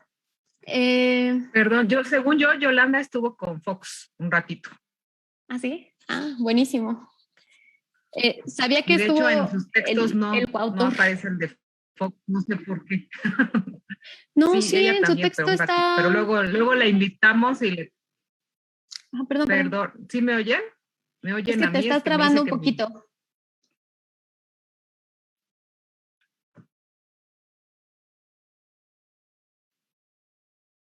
Se escuchaba más bien como desfasado, Gina, pero si quieres intentarlo de nuevo. Bueno, en lo que Gina vuelve del internet, no, en el texto este de Yolanda Meyenberg, que lo hace justo con Rubén Aguilar. Rubén Aguilar estuvo en la comunicación social de Fox, y sí hablan de Fox, pero justo mucho desde la experiencia de Rubén, ¿no? Yo también bien igualada de Rubén, de mi compa el Jesús. Sí, sí. Entonces, a lo mejor también un poquito desde la práctica, empezar a ocupar esos espacios nos va a permitir ampliar también la producción que hagamos como comunicólogas políticas. Un poquito también, yo un poco también mi presentación va en ese sentido. Yo cuando me topé con esta carencia, pues más bien a lo que recurrí fue a la teoría feminista, ¿no? Entonces también ahí pues fue un poco el recorrido que hice en la exposición que ya vieron. Y aquí sí nada más voy a hacer no un disclaimer, pero algo así, pues claramente todavía, y lo reconozco, mi pensamiento está muy situado en las teorías feministas del norte, ¿no? En el pensamiento del norte global, bastante occidentalizado, y sin duda todavía falta para entender por completo la comunicación política en México, pues nos falta también retomar mucho de lo que las aportaciones del feminismo comunitario, del feminismo, bueno, de los feminismos sobre todo en Latinoamérica, el decolonial, ¿no? Nos han dado. Entonces esa es una tarea que yo tengo pendiente, pero como no lo sé, o sea, como no soy experta en esas corrientes, entonces tampoco me siento muy segura. Les prometo que haré mi tarea. Y ya por último, pues creo que justo Moni cierra súper bien esta parte, porque ya abordamos un poco esto de la teoría, las carencias que tiene la teoría en la comunicación política, cómo vamos avanzando en el campo de nuestro objeto y de la creación de la parte disciplinar teórica. Y Moni ya nos retoma y nos lleva otra vez a lo práctico, ¿no? Otra vez al ejercicio, y ya empezamos otra vez a problematizar en la parte de la práctica de la comunicación política y de los comunicadores que retoman acciones políticas, hechos políticos, como los periodistas y la cobertura mediática de un caso súper reciente, que son las elecciones intermedias, ¿no? Aunque nos muestras ejemplos muy claros a lo largo de todo el mundo, además, justo situarnos en lo que acaba de pasar, creo que es súper, súper valioso. Voy entonces, no sé si quieren agregar algo en este punto antes de que empiece a leer las preguntas. Yo, pero no sé si me escucho bien porque me dice, sí, me están escuchando bien, perfecto, rapidísimo. A propósito de lo que decía Dani, también me parece que nosotros estamos ahorita, por fortuna, ya hablando de eso, ya hay más producción científica al respecto, pero creo que ya nos viene empujando esto de la perspectiva de género, sí, pero también de la interseccionalidad. No es lo mismo hablar de una mujer caucásica en un contexto determinado que hablar de una mujer indígena, de una mujer candidata. Pensemos en Margarita Zavala, pensemos en la candidatura de ay, se me olvidó su nombre, qué horror, tengo lagunas mentales. Marichuy. ¿Se acuerdan la candidatura exacto de Marichuy? Entonces me parece que este concepto de interseccionalidad es clave ahora para leer, hay que aumentárselo para leerlo en clave de género, ¿no? Porque si no, vamos a estar dando vueltas en círculos. Nada más quería decir. Sí, claro, también para entender en específico incluso cómo son las representaciones de las mujeres racializadas, ¿no? Que son cosas que hay que ver en nuestros contextos en Latinoamérica, pero además en todo el mundo. Moni, adelante. Sí, justo, ¿no? Y yo creo que aquí se hace muy buen ejemplo, ¿no? De la importancia, ¿no? De cómo este diálogo entre la academia, las diferentes instituciones, o sea, tiene que estar presente justo, ¿no? Este análisis para poder incidir, ¿no? Al final, lo que se busca con todas estas estrategias, pues es erradicar la violencia de género en todos los ámbitos. En este caso, bueno, nos centramos en el político, pero yo creo que este diálogo tiene que estar constante, ¿no? Sí, claro, y hay una chambota que todavía nos queda por hacer. Y en ese sentido, pues va nuestra primer pregunta que nos hacen por Facebook, Rafael Capilla. Hola, Rafa. Nos pregunta, ¿cómo podemos contribuir al desarrollo de la perspectiva de género en los espacios académicos en general? No sé quién de ustedes quiere empezar. Pues si quieren, yo empiezo. Pues yo creo que justo haciendo lo que estamos, y otra vez mi internet, haciendo lo que este ejercicio como el que estamos teniendo ahorita, hablando, pensando en las categorías, creo que lo que presentó Mónica respecto a cómo ha habido un seguimiento del periodismo que ha repercutido ya en el monitoreo de medios, me parece que es un avance importantísimo que además nos proporciona insumos a nosotros desde la academia para poder justamente hacer este tipo de análisis, ¿no? Entonces, creo que es algo que tenemos que ir construyendo día a día, aceptar que estamos, que realmente hay una desigualdad, nos ha llevado muchos años, ¿sí me explico? Entonces, creo que una vez superado esto, y a mí me da gusto, yo siento que sobre todo la UNAM está ya muy en boga con eso, y creo que estos espacios de discusión, de reflexión, mirar los planes de estudios cada que se renuevan, cada 4 o 5 años en clave de género, me parece que es importantísimo y que poco a poco vamos a ir avanzando hacia allá. Y claro, mirar otras experiencias también nacionales e internacionales, ¿no? Donde quizá vayan un poco más adelantados, un poco más atrasados, etcétera. Me parece que por ahí podría ser el camino. Muchas gracias, Gina. Moni. Yo creo que también, o sea, es muy importante, pues, entender, ¿no? Esta realidad, ser sensibles ante esta realidad, aunque es un trabajo colectivo, creo que también tiene que empezar, ¿no? Como ese reconocimiento, individual de que si en algún momento, ¿no? Yo he trabajado, no he trabajado con esta perspectiva de género, digo, se vale, si antes no la conocíamos está bien, pero ahora que estamos sensibilizados, sensibilizadas, es importante irnos apropiando de nuestras prácticas, ¿no? Desde la forma como nos dirigimos al alumnado, desde la forma cómo generamos esta integración en nuestras clases ya a nivel de profesores, ¿no? Creo que en ese sentido vamos a ver que muchísimas instituciones, desde lo internacional, lo nacional y ya desde nuestra organización que es la UNAM, se está trabajando, ¿no? Mucho al respecto. Y yo creo que se vale que no sepamos, ¿no? Pero están los recursos, ¿no? Entonces creo que también podemos irnos acercando a estos recursos que están ahí, ir conociendo y pues ir integrándolo, ¿no? En nuestra práctica diaria.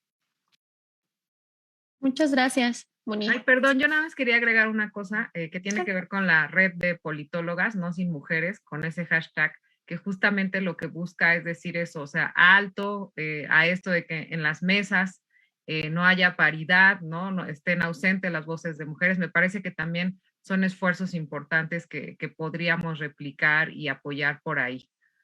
Gracias. Gina, que ahí tenemos que hablar con la doctora Flavia porque en el No Sin Mujeres no hay comunicólogas, pura politóloga. Ya sé, pero seguro que sí se pueden integrar. Ya luego hay que hacer un No Sin Mujeres. No Sin Mujeres comunicólogas. Luego. Comunicólogas, ajá, hay que hacer la sección. Exacto. Sí, exacto. Pues yo creo que coincido muchísimo con lo que han dicho mis compañeras en la mesa. Creo que el primer paso es un poco la autocrítica y creo que así ha surgido esta inquietud, ¿no? Como darnos cuenta, llegar al aula y decir, ay, me toca enseñar esto y yo qué, ¿no? Y yo como mujer, ¿dónde estoy en estas definiciones? Y empezar a repensarnos así y después justo ampliarlo, porque también es algo que no me dejarán mentir, se ha quedado mucho en la práctica como motivada individual, ¿no? Y creo que hay que ampliarlo y para eso también son estos espacios. Crear estos espacios en donde podamos coincidir, creo que amplía además la discusión a otros lugares, ¿no? Nos permite decir las cosas que estamos diciendo en un aula, a lo mejor yo llegaba a mis 8 alumnos hoy, pero ahorita ya podemos llegar a más personas, ¿no? Este video se puede quedar ahí, se puede reproducir. Y lo otro creo que también es cuando hablamos de espacios académicos, es que en las prácticas pues también hay que abogar un poco por generar prácticas mucho más horizontales, ¿no? Tratar de ver justo las dinámicas de poder dentro de la universidad y en específico esas que están atravesadas por la diferencia de género, porque es muy claro a veces cómo las dinámicas se ven, y no me dejarán mentir, cómo se ven así muy diferentes entre mujeres alumnas y profesores hombres y profesoras mujeres y alumnos hombres. Entonces creo que esas son discusiones que estamos ya teniendo justo en la UNAM y me parece buenísimo y que además hay que llevarlas también ya a otros espacios como lo que dice la doctora Gina, ¿no? Ya cuando estamos pensando en hacer una mesa, no sé, ahora por ejemplo, hicimos aquí en la facultad, en el centro de estudios, hicimos un conversatorio, una serie de conversatorios, el Encuentros 2021 sobre las elecciones. Y pues sí, una de las misiones que teníamos los organizadores era incluir mujeres expertas, para lo que también recurrimos mucho a la red de No Sin Mujeres.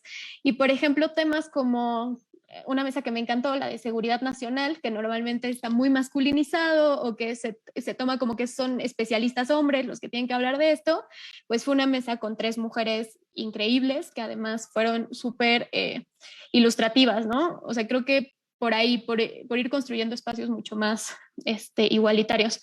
Y lo último es que creo que nos falta incluir a los hombres en estas discusiones, pero también creo que hay una gran resistencia de parte de algunos colegas, no digo todos, pero para ser incluidos en estas discusiones, entonces también eso, ¿no? Invitarlos a que, justo como dice Moni, puede que no lo supieran antes, pero ahora que hay un montón de recursos y que estamos aquí, pues hay que emplear y ampliar estas discusiones, ¿no? Voy a la siguiente lectura. A la siguiente pregunta.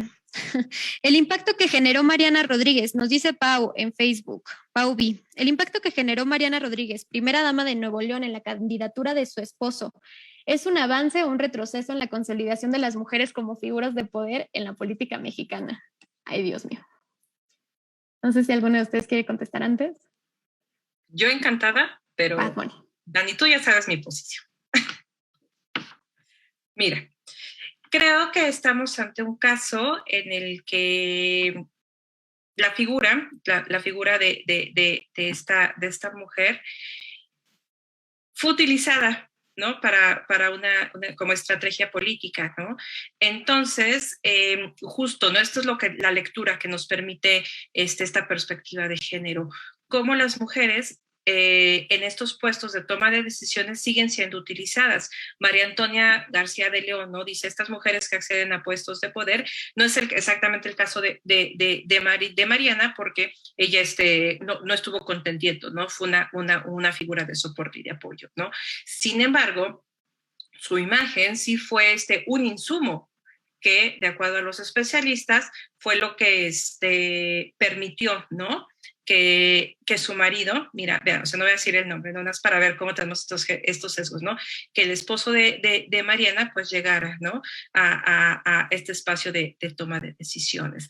Entonces, aquí creo que eso es lo interesante, ¿no? Porque todavía falta muchísimo por hacer. ¿Cómo se utiliza el poder de las mujeres en beneficio de quien se utiliza? Yo creo que de ahí tendríamos que partir de este análisis. Dani.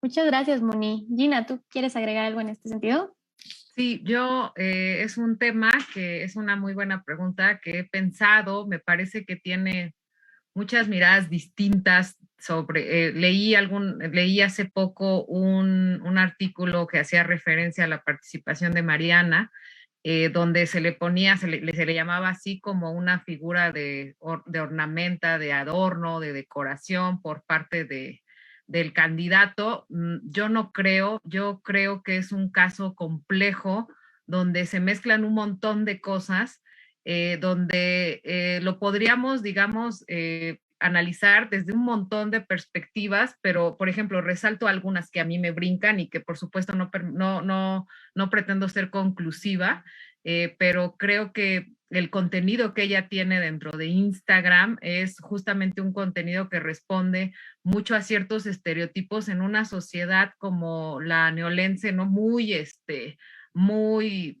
conservadora, y también creo que ella es una mujer sumamente inteligente que sabe leer estos contextos, ¿no? Como le hacemos en comunicación política, que decimos, a ver, hay que ver qué es lo que está determinando ahí, que sabe qué es lo que gusta, que explota eso, y que también tiene una educación, pues, muy chapada a la antigua, como alguna vez la escuché decirlo. Entonces, pero creo que también es una mujer que sabe que ejerce mucho poder dentro de sus seguidores, dentro de esta red de Instagram. Entonces, yo comparto parte de la reflexión de Mónica, no podría ser todavía conclusiva, creo que ella también es una buena estratega, o sea, y que lo sabe, y que quizá o sea, que fácilmente ella hubiera sido la candidata, hubiera ganado, ¿sí me explico? Y que a lo mejor ahí coincido con Mónica, ¿no? Lo que la detiene es eso, de que ahí estaba jugando como figura de soporte. Pero ella, en términos de comunicación política, se comió la imagen de él, ¿no? Y eso me parece que es algo muy importante y que pues ahí está otro tema que todavía nos toca evaluar, ¿vale? Y que además ella es una empresaria al final del día, ¿no? Es una empresaria que sabe hacer negocio, que sabe utilizar estos medios digitales para hacer negocios, y que por eso es que me surgen muchas interrogantes. Yo no estoy de acuerdo con decir que solamente fue una figura de decoración, me parece que ella es mucho más que eso, y que establecerla en una categoría de ese tipo es justamente hacerlo desde una visión patriarcal. Entonces, pues son estos casos, ¿no? Que pues están saliendo ahorita y que las redes nos permiten mirar y visibilizar. Muchas gracias, Gina. Pues yo coincido con ustedes, creo que justo no es nada más ornamental, creo que además justo es una gran comunicadora, o sea, así es increíble cómo ha logrado capitalizar esos momentos en TikTok, como el fosfo, ¿no? Que se convirtió en lema y no sé si me van a cobrar por andar diciéndolo aquí públicamente, pero porque ya tenía copyright del fosfo y todo sucedía. Recuerden que esto no es con fines de lucro, entonces no me pueden cobrar, pero creo que es impresionante, o sea, realmente la capacidad que esta mujer tiene para capitalizar justo eso, ¿no? Lo que también creo y coincido es que lo está haciendo desde un rol bastante tradicional, ¿no? Que está muy de acuerdo con la sociedad a la que está apelando. Y nada más para aventar ahí una cosilla, creo que además es un ejemplo muy claro de lo que nos explicaba y retomó un poquito Monique Wittig del pensamiento heterosexual, o sea, de esta idea como esta idea, por ejemplo, y que creo que atraviesa toda la política mexicana, como de los políticos tienen que tener esta familia tradicional, o sea, tienen que tener esposas. Las mujeres siempre hemos sido facilitadoras de los hombres para entrar a los espacios públicos, porque un hombre no casado genera desconfianza, ¿no? Un hombre que no está con familia genera como... ¿Por qué? Porque, pues, ¿qué tal que es gay? ¿No? Y eso parece ser muy alarmante y parece determinar todo su liderazgo político, pero creo que justo ahí ella cumple muy bien esa función, porque además es una persona, su esposo, es una persona difícil como de generar empatía, ¿no? Con sus salarios grandísimos y con las cosas que ha dicho, pues es muy difícil y creo que ella justo lo logra hacer, pero no sé si contribuye o no, yo tampoco tengo una conclusión, creo que es un gran fenómeno y que ya lo estaremos viendo además en el periodo de gobierno. Vamos ahora ya con la tercera pregunta que tenemos. Rafa, de nuevo, Sobre la representación de las mujeres en los medios de comunicación, los espacios digitales han permitido, contribuido a que este tipo de situaciones se visibilicen y se critiquen. Pienso en el trabajo de la corregidora, por ejemplo. No sé si ustedes quieran. Sí, yo creo que, o sea, definitivamente, ¿no? Yo creo que también hay que ver estos espacios sociodigitales justo, ¿no? Como un nuevo espacio donde estas situaciones, esta violencia, estas desigualdades, pues transitan, ¿no? De diferentes, por un canal diferente. Están ahí, transitan por un canal. Sin embargo, yo creo que ha habido esfuerzos justo para visibilizarlo. El ejemplo que dice, ¿no? El de la corregidora se me hace un excelente ejemplo de cómo empezar a sensibilizarnos, ¿no? En esta visibilización de titulares, de redacción muy sexista y cómo debería de ser con perspectiva de género. Entonces, personas que estamos empezando en este tema, creo que es muy interesante seguirlo, ¿no? Porque creo que empezar a sensibilizarse es justo, ¿no? Como cuando empezamos a leer y escribir, es la práctica, estarnos empapando para ir haciendo esto ya como parte de nuestro día a día. Muchas gracias, Moni. Gina.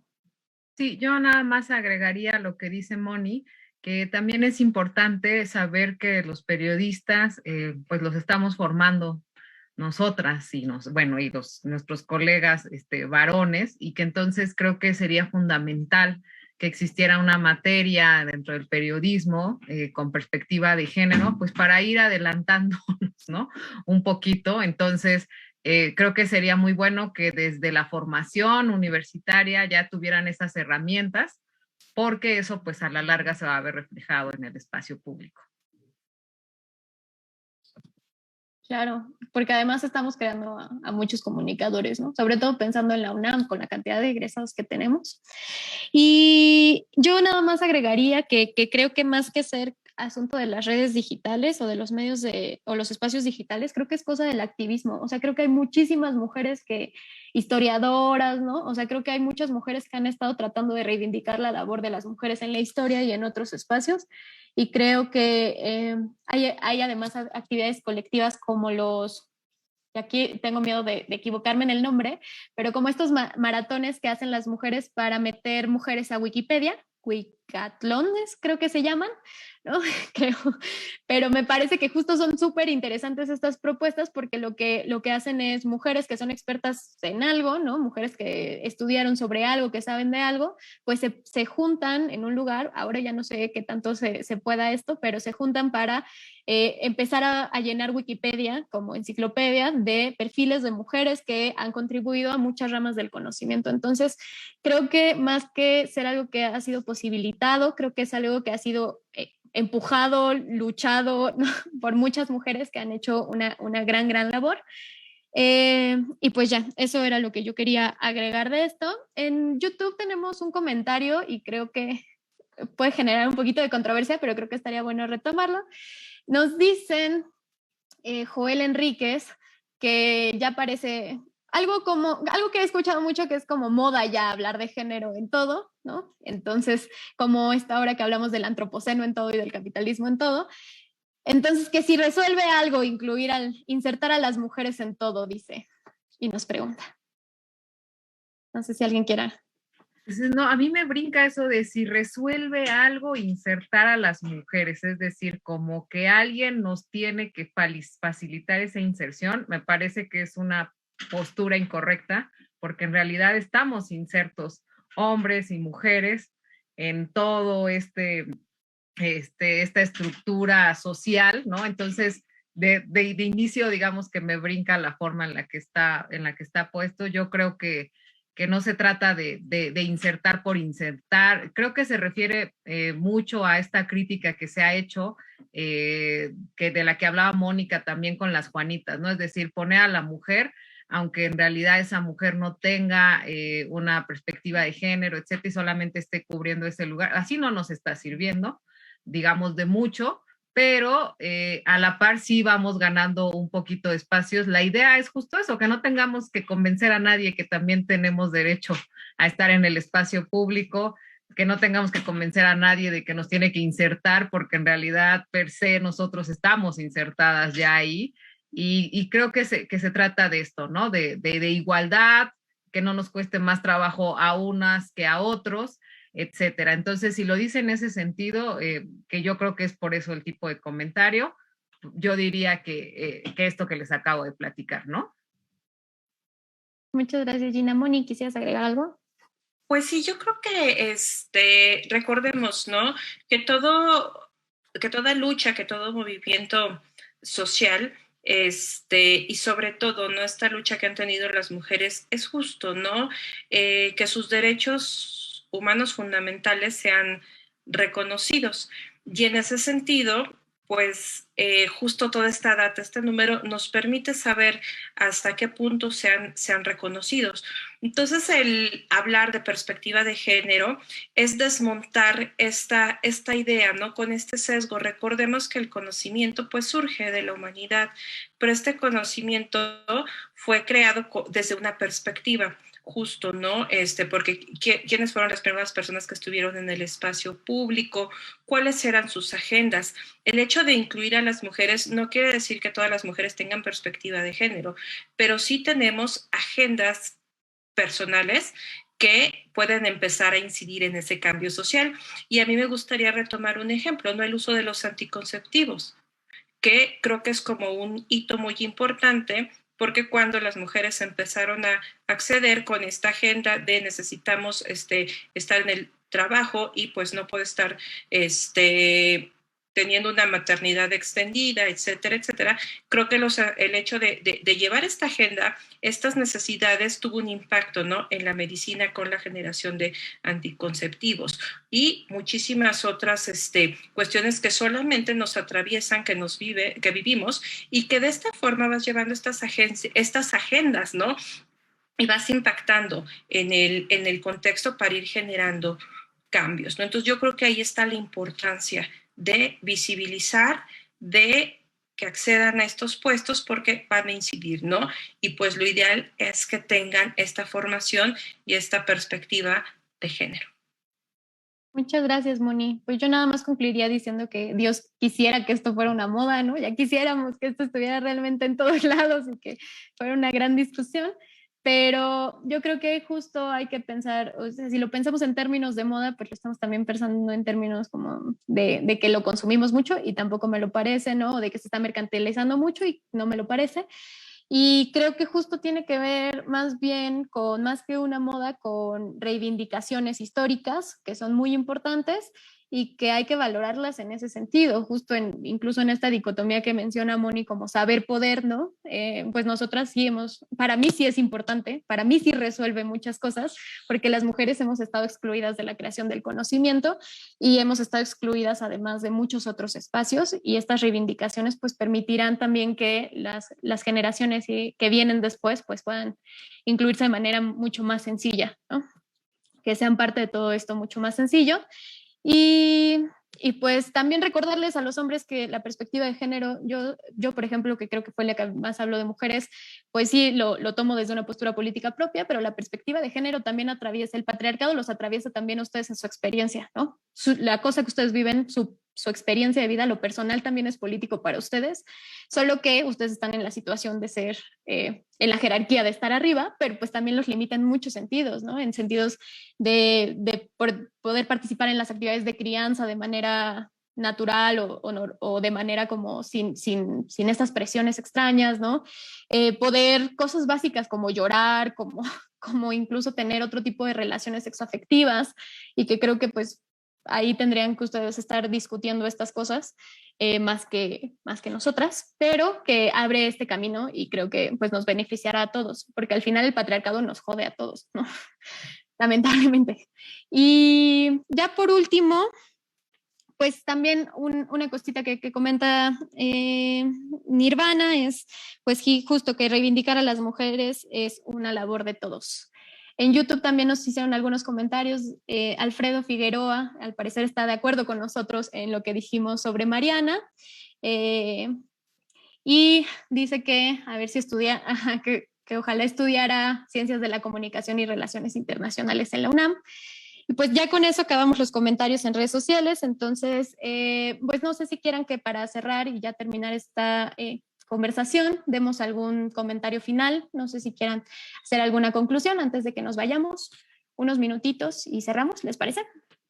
Súper. Entonces, si quieres, primero Gina, luego Moni. Sí, pues yo más bien agradecer, me parece que fue para mí un conversatorio muy útil, que se plasmaron distintas aristas que atraviesan a la comunicación política, entonces también eso me gustó porque creo que fue muy complementario como el resumen que nos hacía Dani, y pues eso, o sea, la gente que le interesa el tema, que siente que ahí hay un llamado, pues que se acerque, ¿no? Que se acerque a las investigaciones que hay al respecto, que se acerque a las organizaciones, etcétera, y pues también incentivarlos a que este tipo de temas, ¿no? Sean objeto de su interés para tesis, y creo que también ahí hay muchísima aportación. Darle las gracias a Dani, darle las gracias a Moni, siempre es un gusto encontrármelas ahora virtual, antes en los pasillos, y esperemos que pronto sea otra vez de manera presencial. Gracias a todas y a todos. Muchas gracias, Gina. Moni, adelante. Bueno, pues también me subo a los agradecimientos por este tipo de espacios. Creo que nos permiten visibilizar, continuar, ¿no? con esta construcción de perspectivas que siempre es mucho mejor en colectivo, para poder gestar cambios, ¿no? Que incidan de forma positiva. Y creo que también, ¿no? es importante reflexionar sobre el lugar que estamos, ¿no? en el mundo, en los contextos, desde esta perspectiva de privilegio, opresiones, ¿no? Y creo que es el camino para empezar a sensibilizarnos, a entender la realidad en la cual estamos, y yo creo que los datos, ¿no? Los datos, el productos como el recién artículo de Geo, creo que es bien importante empezar a acercarnos, y otros muchos que hay, ¿no? Para empezar a sensibilizarnos y después mirar, ¿no? A nuestras vidas particulares, que yo creo que eso nos va a dar mucho sentido, ¿no? Entonces, pues muchísimas gracias por este espacio. Muchas gracias, Moni. Pues yo también me subo a los agradecimientos. Gracias a ustedes dos por estar aquí el día de hoy con nosotros, con nosotras, con todos los que nos estuvieron viendo.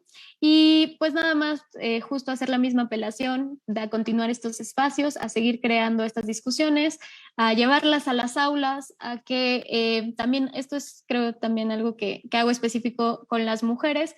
Las mujeres somos mayoría en la carrera de Ciencias de la Comunicación, entonces también aquí ya nos toca hacer ahí nuestra lucha y llevar estas discusiones a los diferentes espacios y a desarrollar tesis de investigación dentro y fuera de la comunicación política.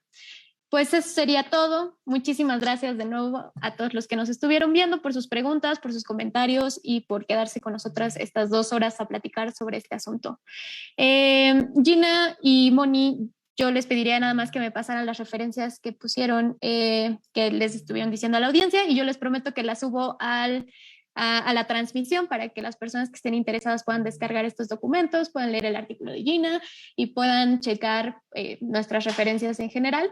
Y pues eso sería todo. Muchas gracias de nuevo, y de parte del Centro de Estudios en Ciencias de la Comunicación les deseamos un bonito martes, lo que queda del martes. Hasta luego. Gracias.